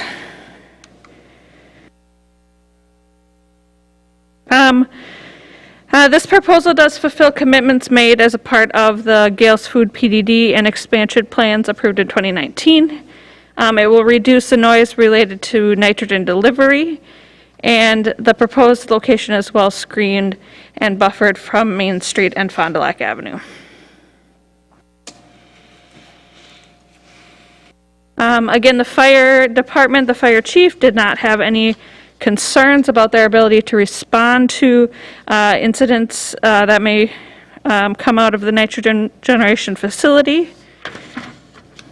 and it is staff's recommendation to approve the site development and building plans for the proposed nitrogen generation facility addition to the Gale Foods food production plant located on Main Street, subject to 4 conditions. Okay, That's it. thank you. Commissioners? I'll make a motion to approve the site development plan as presented with the 4 conditions. Second. Motion made and seconded. Any discussion on the motion to approve?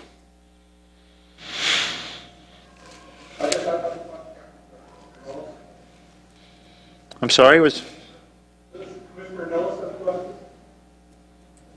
Who's? Oh, Mr. Nils. Yes, sir.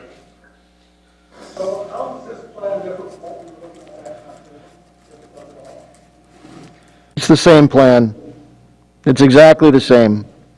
And when this went before the village board, what wasn't presented at this meeting is that there are already towers on site that are this tall. And when we showed the alternatives at the village board level, you can have 4 of the same towers that are 20 feet shorter. But we'd rather have one large tower, 6 feet shorter?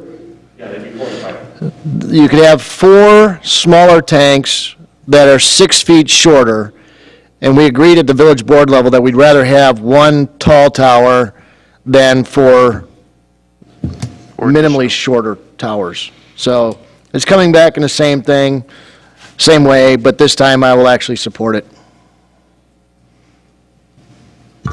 Anything else, Mr. Nils? Thank you. Further discussion on the motion to approve? No further discussion? All those in favor, please say aye. Aye. Aye. Is there anyone opposed? None opposed? Motion carries. Thank you, gentlemen, for coming tonight and staying with us up to this point. Next item under new business is new business item F, Arc Vision, agent for Arc Cafe USA 001 LLC, property owner of the Kentucky Fried Chicken located at North 96, West 17860 County Line Road, site plan review for outside building renovations.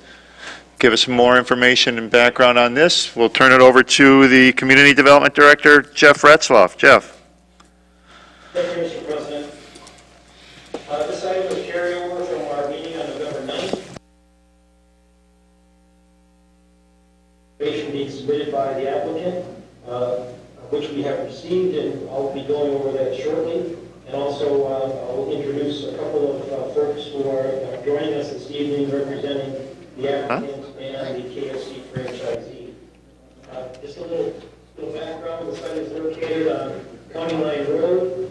This is the existing approved front elevation for the store.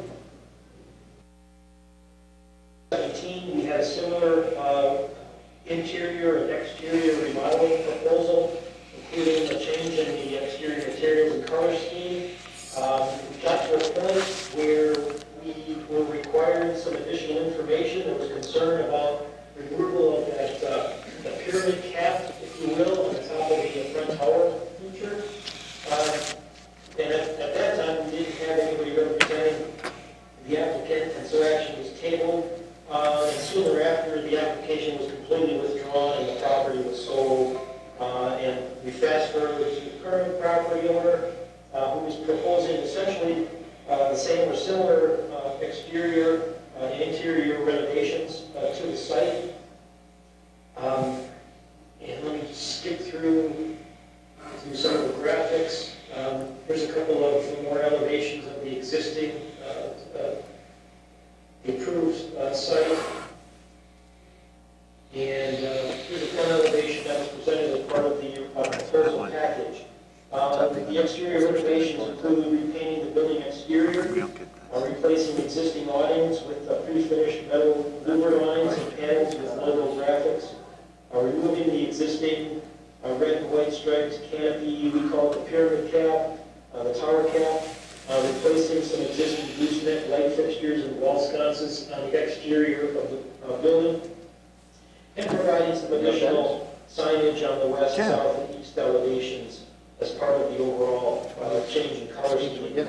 Interior renovations, we really won't get into since the planning commission does review and approve those. But it is seemingly a complete interior remodel.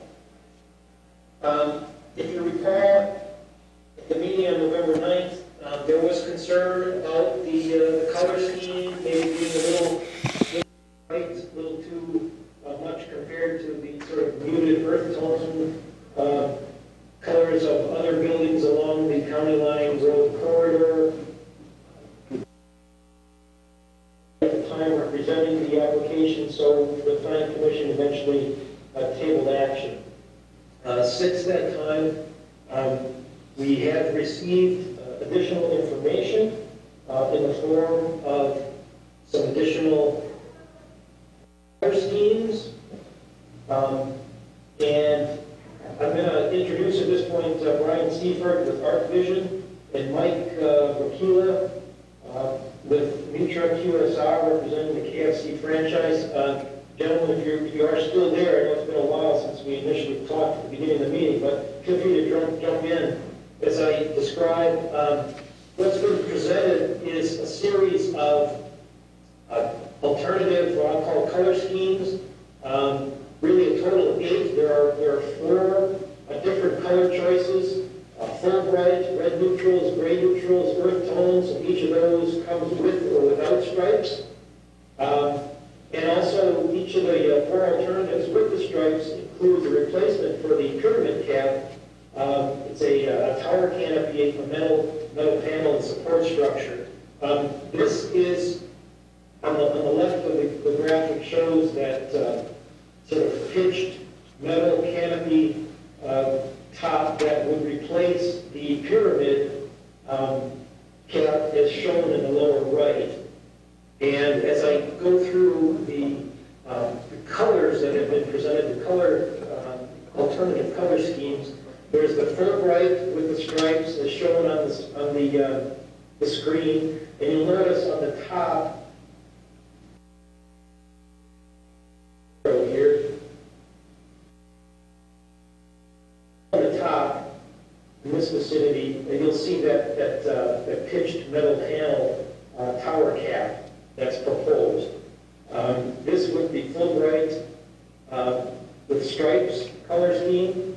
The next one is, I can get to the next one. Red neutrals, which seems to be a bit of a muted red compared to the full bright. Also red neutrals with stripes. A gray neutrals color with the red-white accents on portions of the elevations, including that tower cap. And then finally, an earth tone color scheme with stripes. Again, also with the red and white accent colors on the front and side and tower cap feature. Colors are also presented without stripes. Here are those graphics, and this is effectively, the full red is the color that the building had started being painted when we intervened on the site a couple months back. So this is pretty much what you'll see out on the site today. The full bright, the red neutrals with no stripes, and the earth tones with no stripes. And the no stripes, the stripes up the back here really apply to the side elevations, the east and the west elevations as you see on the bottom. With that, I'll ask either Brian or Mike if you wanted to provide any additional commentary or explanation to what's being proposed here and how or what choices we actually have. I'd be grateful if you did that.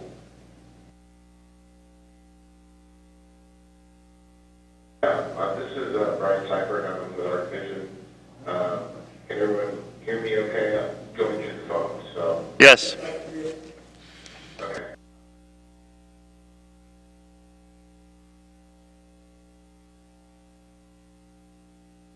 One element I know was a concern. This is a prototypical element that came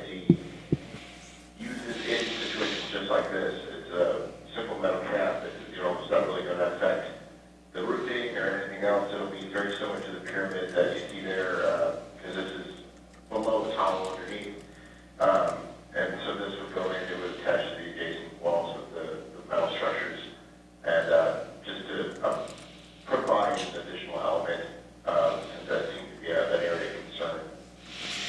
And in regards to the color schemes, the four that were presented, the color scheme that KFC would prefer is the full bright with or without stripes. That is their go-to, that is the standard that their franchise, the look the franchise wants to see. And then as you can tell, there are the three additional ones, the muted red, the grayish tones, and the more natural neutral color. I know Mitra is on a timetable in regards to this project, so trying to come up with a decision in which we make our revisions and get this moving again.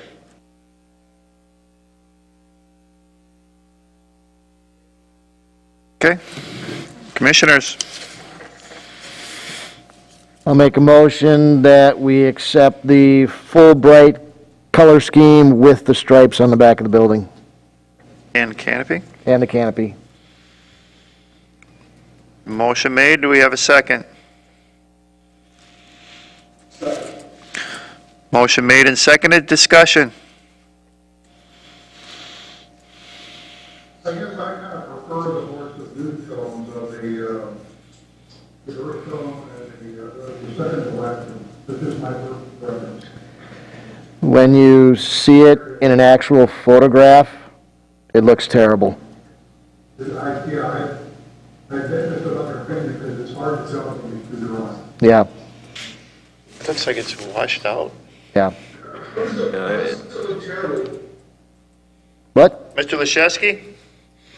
I guess I was driving by that stretch yesterday and I noticed that many of the buildings along there have kind of earth tones, so I was wondering what way the earth tones don't look attractive on this particular building. When you see it in a photograph, an actual picture of one instead of the renderings here, it just comes off as dull and dingy.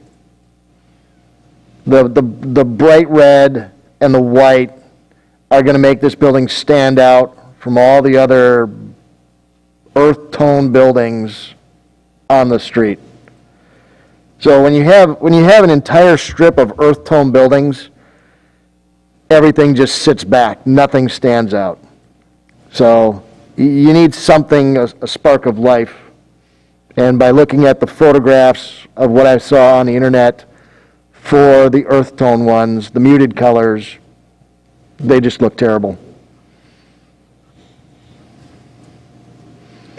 Further discussion on the motion to approve. No further discussion? Mr. Kimmler?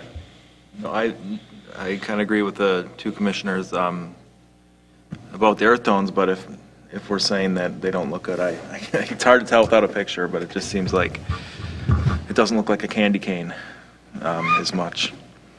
And that's my opinion. But either way, it's not a make or break thing for me. So. Okay.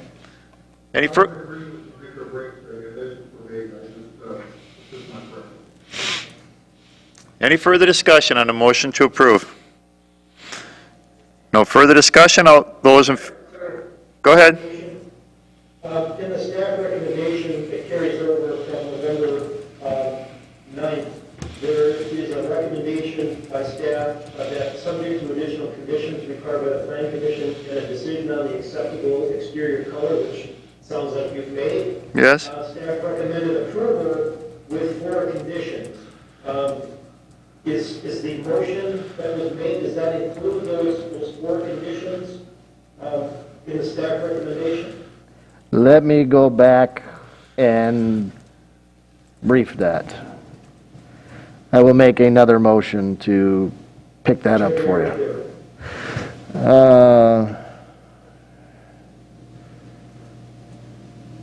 Proposed parapet mounted light fixture shall provide a cleat cutoff, okay, exterior signage. Yeah, my motion will be to approve the site and building plans as presented with the 4 conditions. With the full bright Yes, stripes. Yes. And new fancy canopy top. yes. All right, thank you. That's all right with the second? All right. Any further discussion on a motion to approve? No further discussion. All those in favor, please say aye. Aye. Are there any opposed? None opposed? Motion carries. Thank you, gentlemen, for joining us tonight. Great, thank you very much. Next item under new business is item G, Viridian Homes LLC, agent for VHKE LLC, property owner at North 104, West 14942, Donges Bay Road. Final plat for a 16-lot residential subdivision called Kinderberg Estates. Asking for action on this tonight. To give us more information and background on this new business item, I'll turn our meeting over to our Associate Planner, Emily Zant. Thank you. So the property is located on the north side of Donges Bay Road, west of Pilgrim Road, and is zoned RS4 Single Family. The preliminary subdivision plat was approved by the village board on August 3rd of this year. The property is 14.7 acres and 16 single-family lots. There's a density of 1.21 dwelling units per net acre, and lot sizes an average of 0.61 acres. The subdivision has 3.53 acres of open space. Road access is through Preserve Parkway to the west of the subdivision, and the subdivision is served by village sewer and water utilities. Here's the proposed final plat. In order to be eligible for approval by the village, state statute requires a final plat to substantially conform to the approved preliminary plat. Staff believes that the submitted final plat does substantially conform to the preliminary plat that was approved. The developer has entered into a development agreement with the village, which was recorded in August of this year. In accordance with the village's subdivision code, the Plan Commission is responsible for reviewing the final plat and forwarding a recommendation to the village board, along with comments received from the official objecting agencies. A letter of no objection has been received from Washington County, and that was attached, but not yet from the Wisconsin Department of Administration. This letter has been included as a condition of approval prior to recording the final plat. The declarations of covenants, conditions, and restrictions of Kinderberg Estates subdivision has been submitted and attached for review. This document does need to have final approval by the village attorney, and that would be required prior to recording of the final plat as well.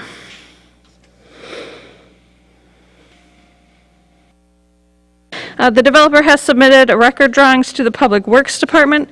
These are required by the development agreement to be approved before the plat is recorded. And the village surveyor did review the proposed final plat and provided a few additional comments in a memo dated 12/4. These items have been added as a condition of approval as well.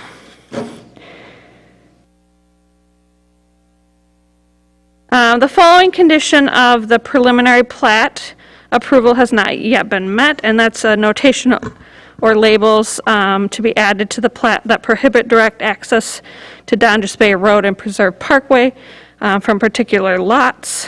This was included in the covenants and restrictions, but the notations still need to be added to the plat. Staff is also requesting as-built measurements for the stormwater pond in the southwest corner of the property and for the berms along Donges Bay and Preserve Parkway. These shall be submitted prior to recording of the final plat.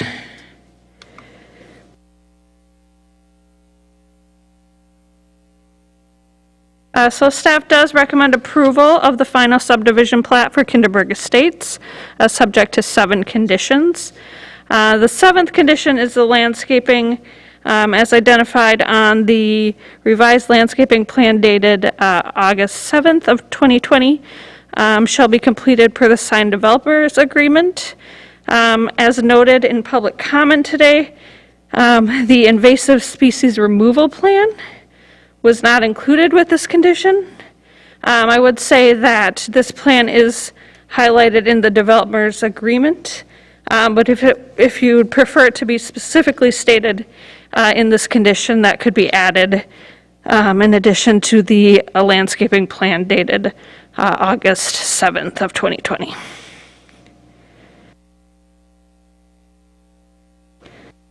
Okay, Okay, that's it. thank you. Mr. Chairman, could I jump in and make a quick comment about the landscape plans? Yes, please. As was discussed by Mr. Shutter at the beginning of the meeting, there is a requirement for a supplemental landscape plan on the east side of the subdivision dealing with concerning the invasive species removal. The requirement for that plan, as Emily pointed out, is in the development agreement. And the requirement is that that plan be prepared, submitted to the village staff for review and approval prior to the issuance of any building permits. That plan has been submitted. We do have a copy of that, and if necessary, I can show it up on the screen. And along with that plan, we do have copies of essentially approval letters from the 6 property owners who have lots immediately to the east of that eastern property line that have all been involved in the invasive species plan preparation process and have helped identify the types of materials that will be installed in place of the invasive species that have been removed. So staff is confident that we've covered that aspect of the required landscaping plan as was originally anticipated. Okay, just so I understand, so it does involve removal of invasive species.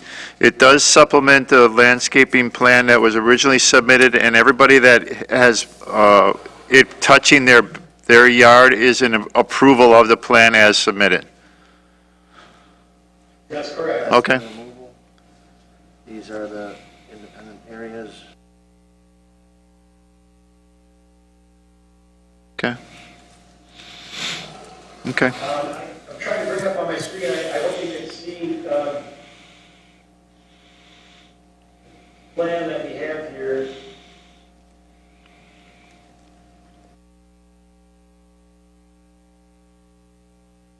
It does show, identify the invasive species that were removed, and generally by size. It does show the proposed new landscaping that will be installed next spring as part of the buffer landscape plan. The calls for the size and type of materials. And what I don't have to show you, but I do have copies of, are either letters or emails between the developer and the 6 property owners that lie adjacent to the subdivision, effectively approving the invasive species removal plan. Terry also sign up? That's what I was going to ask him. Mr. Cheddar, are you still on the call? I think so. Yes, I am. Can you corroborate this, that you have seen this diagram and you have signed off on it? Yes, I did. Okay. And I mean, my point in the beginning was I didn't see any reference to this. I just saw the reference to the August landscape plan that on that east side does not follow this plan. So I didn't see that reference. So, you know, I commend Veridian for contacting each one of the residents and involving them in this part of the plan. You know, I've had several back and forth with Matt, and yes, I have had that communication. From what I've gathered from my neighbors, is that they have also. I just didn't see how this plan that was dated on, we went through a couple of versions of this, but this is the plan that was dated on October 22nd, how that was tied into the actual landscape plan. Jeff, can you tell me how it's incorporated in? Well, the August 7th landscape plan has an area sort of clouded that refers to it as the invasive species removal area. And in the condition in the development agreement says that this supplemental plan, including identifying invasive species that will be removed, is to be prepared for that eastern boundary. So everything jives as far as what's required and how it fits in, and more importantly, how the property owners most affected by that invasive species removal have participated in the process of identifying the new landscaping that would essentially fill in the gaps, so to speak. Okay. All right. With all that said, I will make a motion to Do we have a motion? No. Okay. approve the final subdivision plat for 16 lots with the 7 conditions as presented. Second. Motion made and seconded. Any discussion on the motion to approve? No discussion? All those in favor, please say aye. Aye. Aye. Are there any opposed? None opposed? Motion carries. Next item under new business is item H, Vital Signs, agent for Viridian Homes, property owner located at North 104, West 14942, Donjas Bay Road, sign review for Kinderberg Estates subdivision, looking for action on that item. Give us more information on this particular topic under new business is the Associate Planner, Emily Zant. Emily. Thank you. So this is the proposed ground sign for the Kinderberg Estates subdivision, which is proposed to be located in the northeast corner of Blackbird Point, which is the new subdivision road, and Preserve Parkway. The proposed ground sign is approximately 15.75 square feet. It's a single-sided copper panel with 3/4 to 1 inch thick aluminum letters. The sign will be mounted on a 97-inch by 49-inch by 17-inch block and stone wall, topped with a limestone cap. The sign will be illuminated with uplighting. Electrical permits will be required from inspection services prior to the installation of any new electrical components. Responsibility of sign maintenance by the homeowners association is specified in the declaration of covenants, conditions, and restrictions for the subdivision. The sign is proposed to be set back 10 feet from the road right-of-way. The proposed location of the sign and landscaping shown in green below is, or on your screen, is outside the 15-foot vision triangle, which is highlighted in red. So staff recommends approval of the proposed permanent real estate sign for Kinderberg Estates subdivision with the following conditions. Electrical permits shall be obtained from inspection services prior to the installation of any or all electrical components. And then specifications for the uplighting lights for the sign shall be provided to and approved by the village planner prior to issuance of an electrical permit. The uplighting needs to be shielded to reduce glare visible from Preserve Parkway by locating behind the landscaping or with side shields. I'll make a motion to approve the proposed permanent real estate sign with the 2 conditions. Second. Motion made and seconded. Discussion.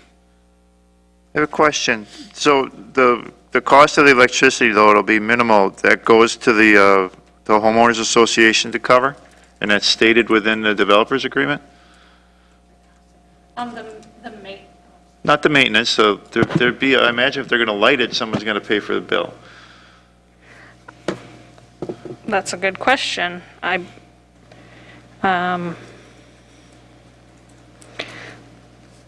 let's see.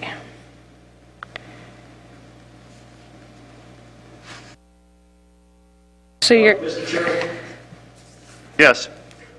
it's typical for a homeowners association to cover those costs with the improvements being constructed in the outlots that they're responsible for. Is it, Matt Cuddy is available to jump in on that? it's stated as part of the covenants or as part of the developer's agreement in regards to the maintenance of that corner as well? It is in the covenants that the maintenance of it and the paying of the electrical bill is the responsibility of the homeowners association. Okay, and the homeowners association is in perpetuum, or it can be voted out based on 50% of the landowners once that you're no longer in control of it? About the way it's written, it cannot be voted out. Okay. Okay.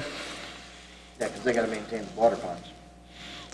True, but we don't have an association in our subdivision, and we have ponds as well, so it'll be an interesting day when that comes around. So, okay, thank you for that. Further discussion? Can I get a brief explanation of uplighting? I mean, is this like shine straight up? It would be a ground-mounted light fixture that shines at a 45-degree angle towards the sign. But for some reason, now this just may be my own understanding, that I thought we avoided light shining straight up into the sky. Like 45-degree angles, so that means the light is focused on the sign and not focused on the open air. Right, it's supposed to be cast onto the sign itself. Okay, all right, I just wanted to make sure it wasn't, what was the deal about affecting the traffic there? Affecting just the angle or close by, or what is that? So oftentimes you'll find that sort of uplighting for monument signs, because the signs tend to be close to the roadway. If they're not shielded properly, either by a mechanical device on the light itself or by landscaping, there can be some glare that escapes and affects passersby.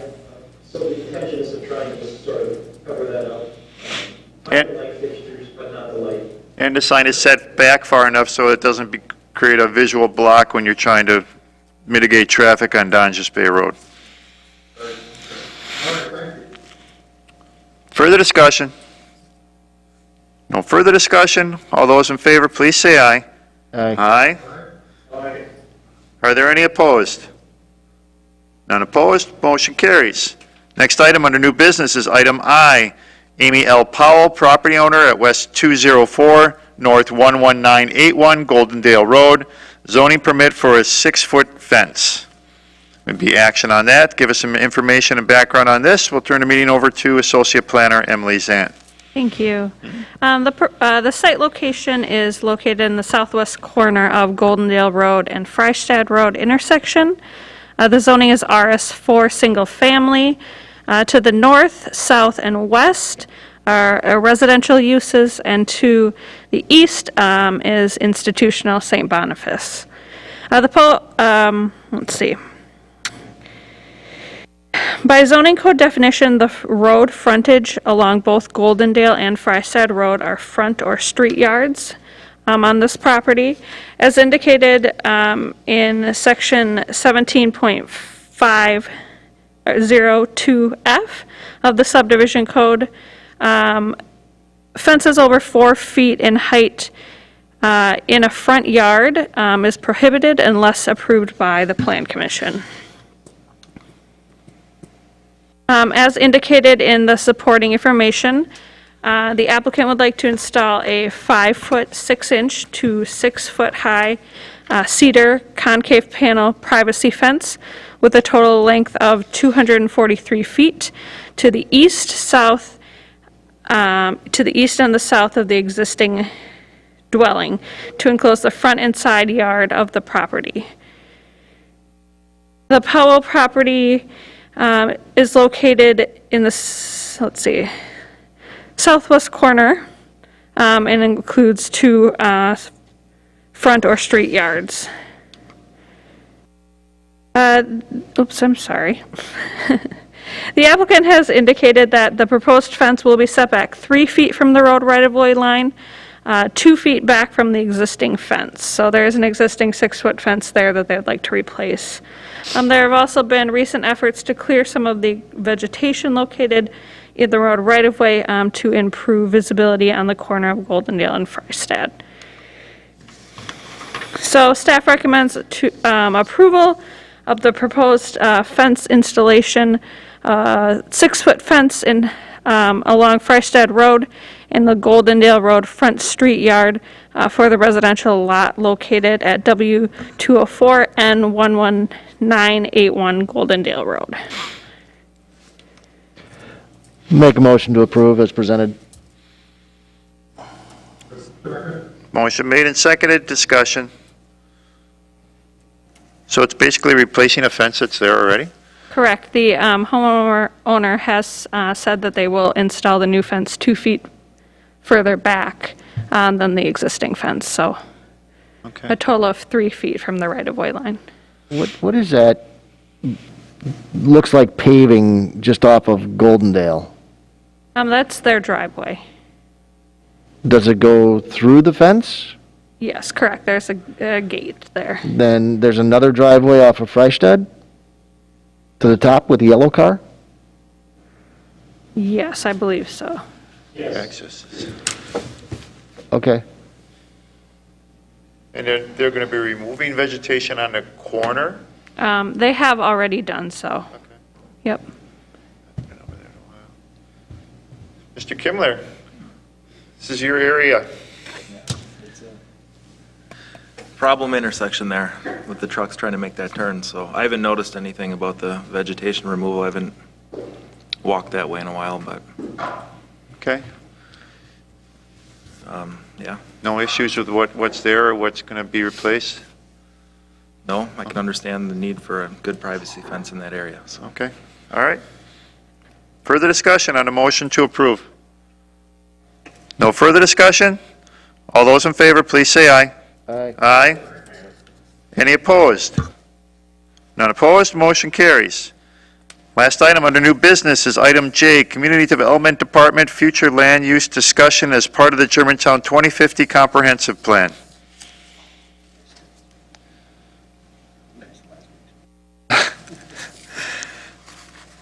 Planner Retzloff. Yes, I am here.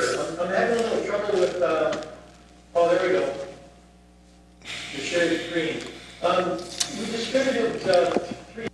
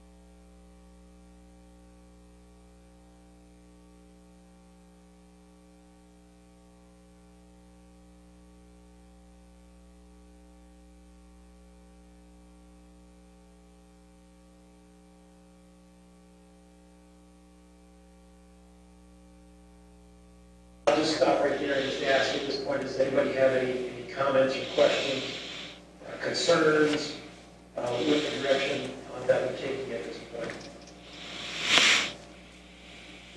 Jeff, this is Tony. I don't really have any questions or concerns. I actually had one question.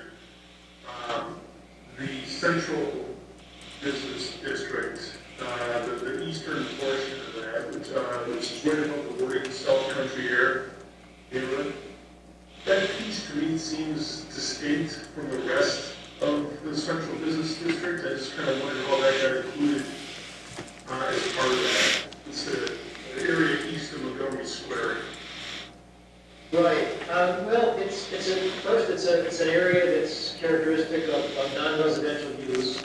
On the north side, we have a couple of commercial uses and more into an industrial building with a couple of different uses. There's an accessory building that actually houses some used cars. And then the south side, near the railroad, you've got the concrete, the masonry operation with the tilt-up concrete panel production. And south of the railroad is the greenhouse. I forget the name of the greenhouse use that's located there, rather large use south of Mequon Road. Earthhauser. Yes, Carhauser. Thank you. So the thought was, it doesn't fit into a residential neighborhood as much. I suppose we could break it out as a sort of a mini industrial area, but quite frankly, I think the thought is that over time, that maybe those uses would expand and move elsewhere and free up land for the retail corridor in that vicinity. But we're open to suggestions at this point. That makes sense, it's just left over. Yeah, there's a number of little, not a number, there's just a few places like that where it just sort of sticks out, and whether you attach it to an existing district, it sort of. 4 or 5 buildings. Non-conforming use where it's allowed to continue as it currently is, or whether you want to actually designate it as something different in the future. We can take either approach, but right now it's sort of lumped in with the village center district and plan for some additional, possibly retail or other commercial business, non-residential uses.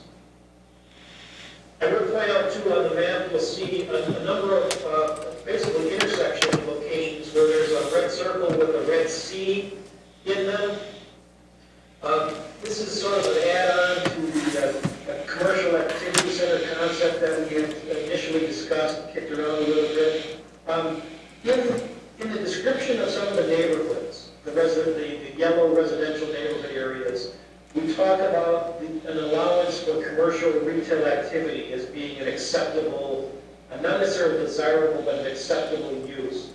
And the thought was that rather than leave the impression that anywhere in that particular neighborhood somebody could propose a commercial or retail use, we would identify a specific area without any particular property lines or parameters, but just say that at this location, this is where that commercial activity may be acceptable in the future.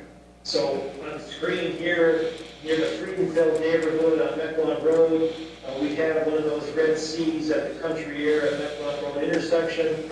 That effectively would say that in that intersection area, a commercial, retail, or non-residential business use may be allowed subject to definitive plan, rezoning, those sorts of details. And then further east on Mequon Road, right at Wasaki Road, is another one that we've identified, sort of a carryover from the current 2020 plan. But we will need to fill in some of the details as to how that commercial activity center concept can be employed and directions given to future developers or property owners.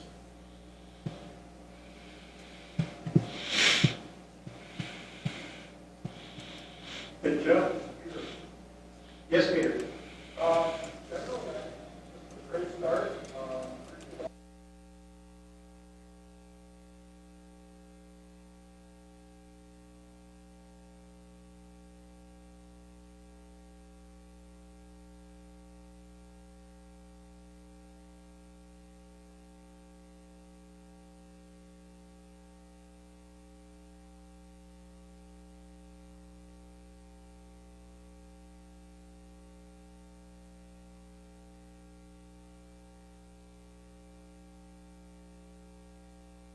Well, the original thought was, rather than just identify a narrow Main Street corridor, that we would include the outward parameters of what was originally included in our pedestrian study that was done in 2019, that essentially went from Fond du Lac Avenue on the north to Mequon on the south, Division Road on the west, and Pilgrim on the east.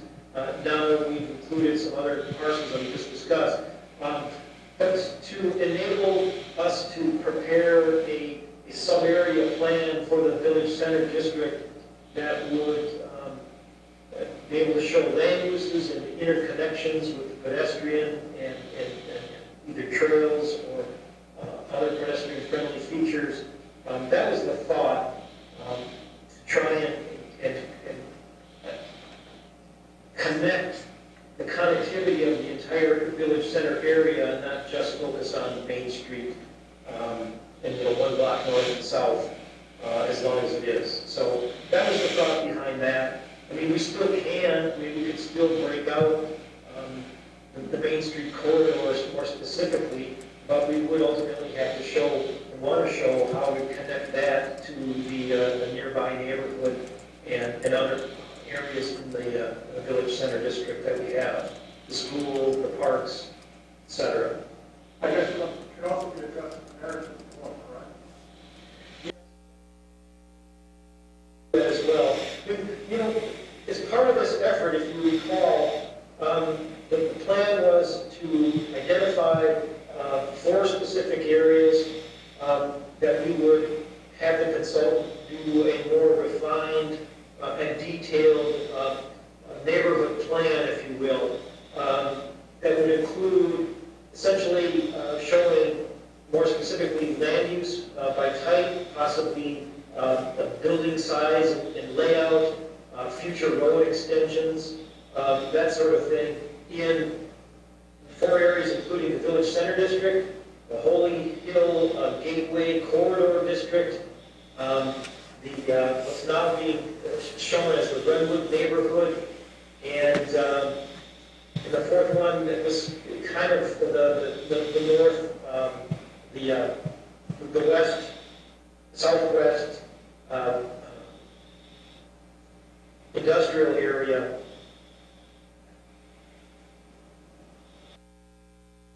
Willow Creek Business Park. So those are the 4 areas that we're going to have the consultant help us pull together more detailed sub-area planning for that would be part of the overall 2050 plan. But more importantly, we'll be setting ourselves up to do sub-area plans for the other neighborhood districts and corridors. And ultimately, we'll go through a process, we'll prioritize all of the neighborhoods, districts, and corridors, and set out on a path where we'll be preparing more detailed plans for each of those. And we'll decide at that time how detailed do we actually need to be, for example, the Kinderberg neighborhood, or some of the other areas that are pretty much already built out, as opposed to those areas west of 41 and north of Freisler Road. Okay. One other comment that I have, and I don't know if this is necessarily, I'm down somewhere in Chicago, and I want to make sure that there's not a confusion between the name of my subdivision and the name of the neighborhood. And somebody is looking at this, and they see that I'm in Sunbury subdivision, and it's part of Sunbury neighborhood.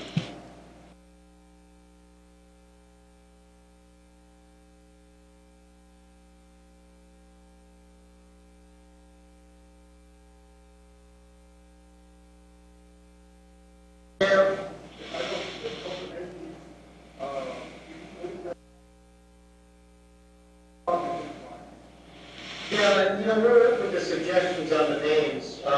Realistically, the residential core area there in the south central part of the village, that includes the Oak Flower, the Kinderberg, the Spaslin, and the Sunbury Treetops, as you point out. Those four neighborhoods, what we try to do throughout the area is to try and attach a name that is associated with something that's public. If there's a public park, like Spaslin, Oak Flower, and Kinderberg, or Shane Loudon, for that matter, or some other general description that we're all used to saying or using in talking about those particular areas, the Germantown Industrial Park, the Little Creek Business Park, Omega Hills, associated with the landfill. So again, if you got a better suggestion for that particular Sunbury Treetops neighborhood, let's hear it. And we can all decide ultimately what those neighborhood names or designations should be. Well, as I was thinking about it, in mind was, you think down the state is over, like the center point.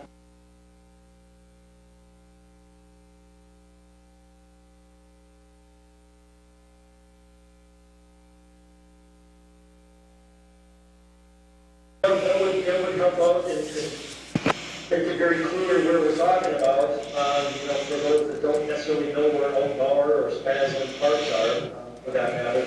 But, the consultant and staff, we talked about it briefly, but honestly, for myself, I just thought with regard to the parks area, and if you look at those three neighborhoods, the way they're laid out, there's a public park generally in the central area of all of those three, and it just sort of logically made sense. The downside is that we don't have a public park in the Treetops area. There's a private park in the Treetops, but that's You could go with this because there is areas in that and other subdivisions as well. But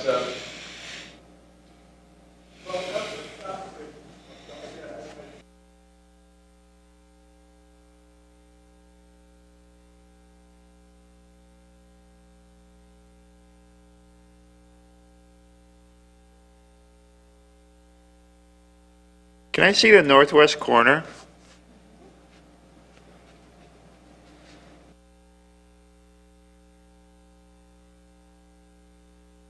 as we discussed, the northwest corner has evolved into an expansion of the Gateway Corporate Park District. We've identified more specifically the existing Woodside neighborhood. There was a thought that we could have just simply classified that as rural preservation and acknowledged that, just like Rockfield, that there are pre-existing older residential areas that would be allowed to continue on as they currently are. But it was decided to try and give them a little bit more recognition and identify it as a specific neighborhood going forward. Can you go down towards Freistadt a little bit? Okay. Okay. Can I see the northeast corner? All green. Good. They're just calling that a preservation area? Yep, the green area is our rural preservation district. And are they going to start defining or proposing the size of land use that could be a good idea for that area? Like we've had discussions on, where right now it's all 5 acre, but there is the possibility of maybe enlarging that? Yes, in fact, if you look at the table that we have, what we've identified tentatively, and we talked about this back on November 30th. Yeah, I wasn't here. Oh, that's right, I'm sorry. You were in the sky. I was. I was above looking down. We intended to identify the rural preservation district as having an allowable density of residential units, 1 per 5 acres, with a conservation subdivision development approach where 5 or more lots will be created. However, if the property owner was to want to create just one parcel, split up one parcel, the density allowance was 1 unit per 20 acres. So the focus was to sort of roll back the density allowance for the large lot developments that are currently allowed at the 1 per 5 to a 1 per 20 density. But with a conservation subdivision approach, you could attain that 1 per 5 by setting aside open space and having a small development, or large for that matter, based on how much acreage, where there's prescriptions for a minimum amount of open space to be set aside as part of the development, and then there would be both minimum and maximum lot sizes that would apply. In the details of that, we need to roll out and flesh out a little bit in greater detail before we go to the public for their feedback and comment. Matt, can I see where that corridor hits the other areas, like around the newer subdivisions? Like where it comes down and it starts hitting those neighborhoods, MacArthur, go to the east of that. Yeah, go down on that a little bit and get a little bit, can you get just a little bit larger in that Renwood neighborhood so just can kind of get a idea? If Freistad Road in this area continues to be sort of the dividing line, east-west dividing line, Okay. with the exception of that 40 acres, that sort of peninsula that drops down, most of that is land owned by MMSD, just north of that part of the Harvest Hills subdivision. Right. We discussed in detail when that development was being proposed. Okay. So that land area already is tied up in perpetuity in a environmental preservation corridor. So Okay. that was a logical thing to include. I like that. Okay. Hey, Jeff, it's Matt. Since the last time we met in November, did the rural transition district pretty much disappeared and it got broken up just into individual neighborhoods? Is that kind of what happened? Yeah, that's what sort of happened. I mean, really, it's more of a change in name and a color on the map change. The concept that we had originally discussed was for those neighborhoods that were in what was formerly known as the rural transition area. If it was a neighborhood that was in the sewer service area and had water and sewer, the allowance would be, upwards of 2 units per acre when creating 4 or fewer lots, like with a CSM, or with a conservation subdivision approach, creating 5 or more lots, the density increased to 3.5 units per acre.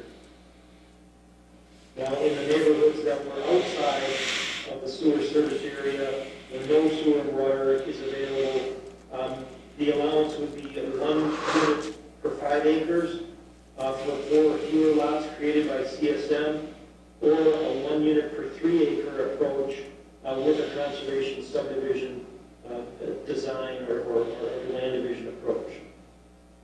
And that's what's on the table right now. So it's, to a degree, we're preserving the 1 per 5 in both the areas, but encouraging the development of conservation subdivisions where open space is set aside in perpetuity to help preserve the real character and appearance of those areas north of Freistad Road.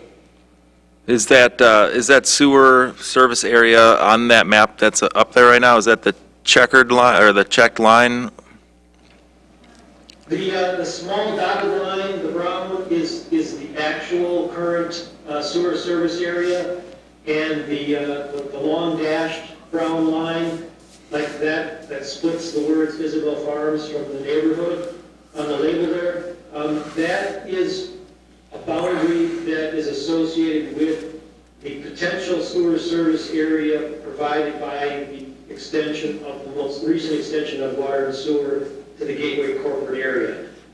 If you recall, we have a graphic that we showed, I have it with me right now on the screen, but it shows that the sewer service area could be expanded to include that land area included within the long dashed brown line surrounding the Gateway Corporate District, extending across the north part of Isabel Farms, into the Rockfield neighborhood, the town of Germantown, and northward to essentially Honeywell and back over to 41. Okay, thank you. Now, the one thing that we talked about on November 30th was, how are we going to deal with the interface between the rural preservation areas and the Gateway Corporate Park area, and the interface between the rural neighborhoods like Isabel Farms and the Gateway Corporate Park area. We haven't defined how we're going to deal with those particular buffer areas at this point. That's the next step for us to move forward on. Okay.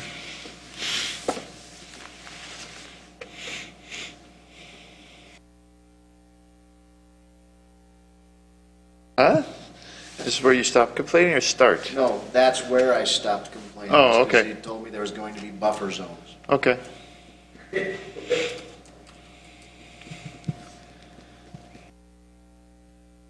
Okay. Questions?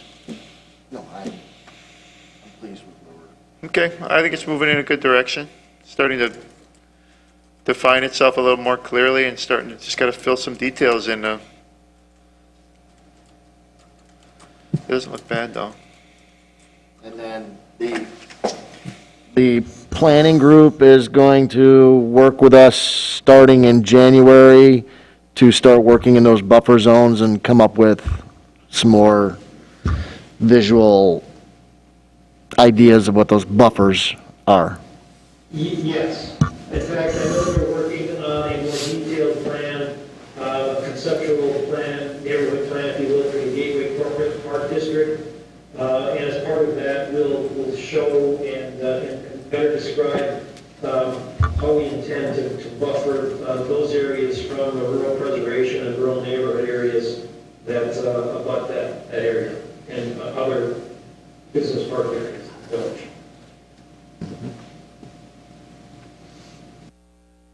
So we're working on that. If, in the next number of years, let's say, some of the town of Germantown starts requesting sewer and water service, they can still remain a separate entity and we could still service that, or would it be a similar intergovernmental agreement like we had talked about with Richfield? How would that work? Yeah, we could handle it in a number of ways, including that sort of intergovernmental agreement like we have with Menominee Falls currently to serve some uses south of County Line Road.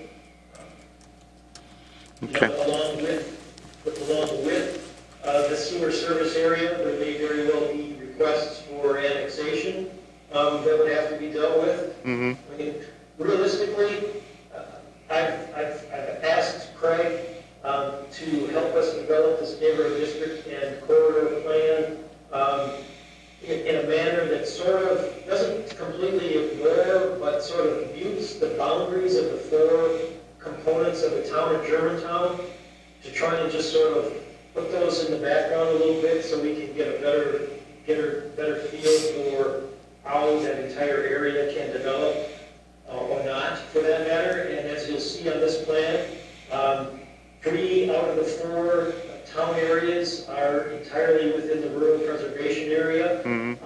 The 4th one, the one that area that lies around the Rockfield neighborhood, and abuts or is included within the potential sewer service area expansion.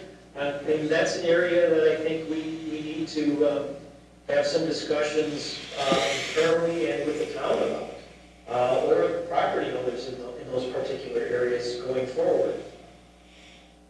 Mm-hmm. Okay. And you've got Fond du Lac Avenue that that sort of runs right along the west side, clips the corner of that area, that L-shaped area of the town, just east of our Gateway Corporate Park area. So, the notion that we would extend Rockfield north of the Gateway Corporate area all the way east to intersect with Fond du Lac Avenue makes a lot of sense in terms of providing alternative means of access in and out of the corporate area and to the other interchange area to the north. So once that happens, if that happens by 2050, it may very well, land use around that, and what's now the town, may change. Okay. Okay. That's where we're at right now.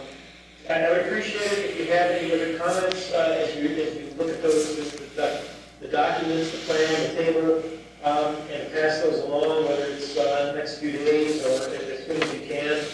When you're thinking about this over the Christmas holiday, I'm sure you'll all want to jot some notes down and pass those along. Might do Christmas Eve.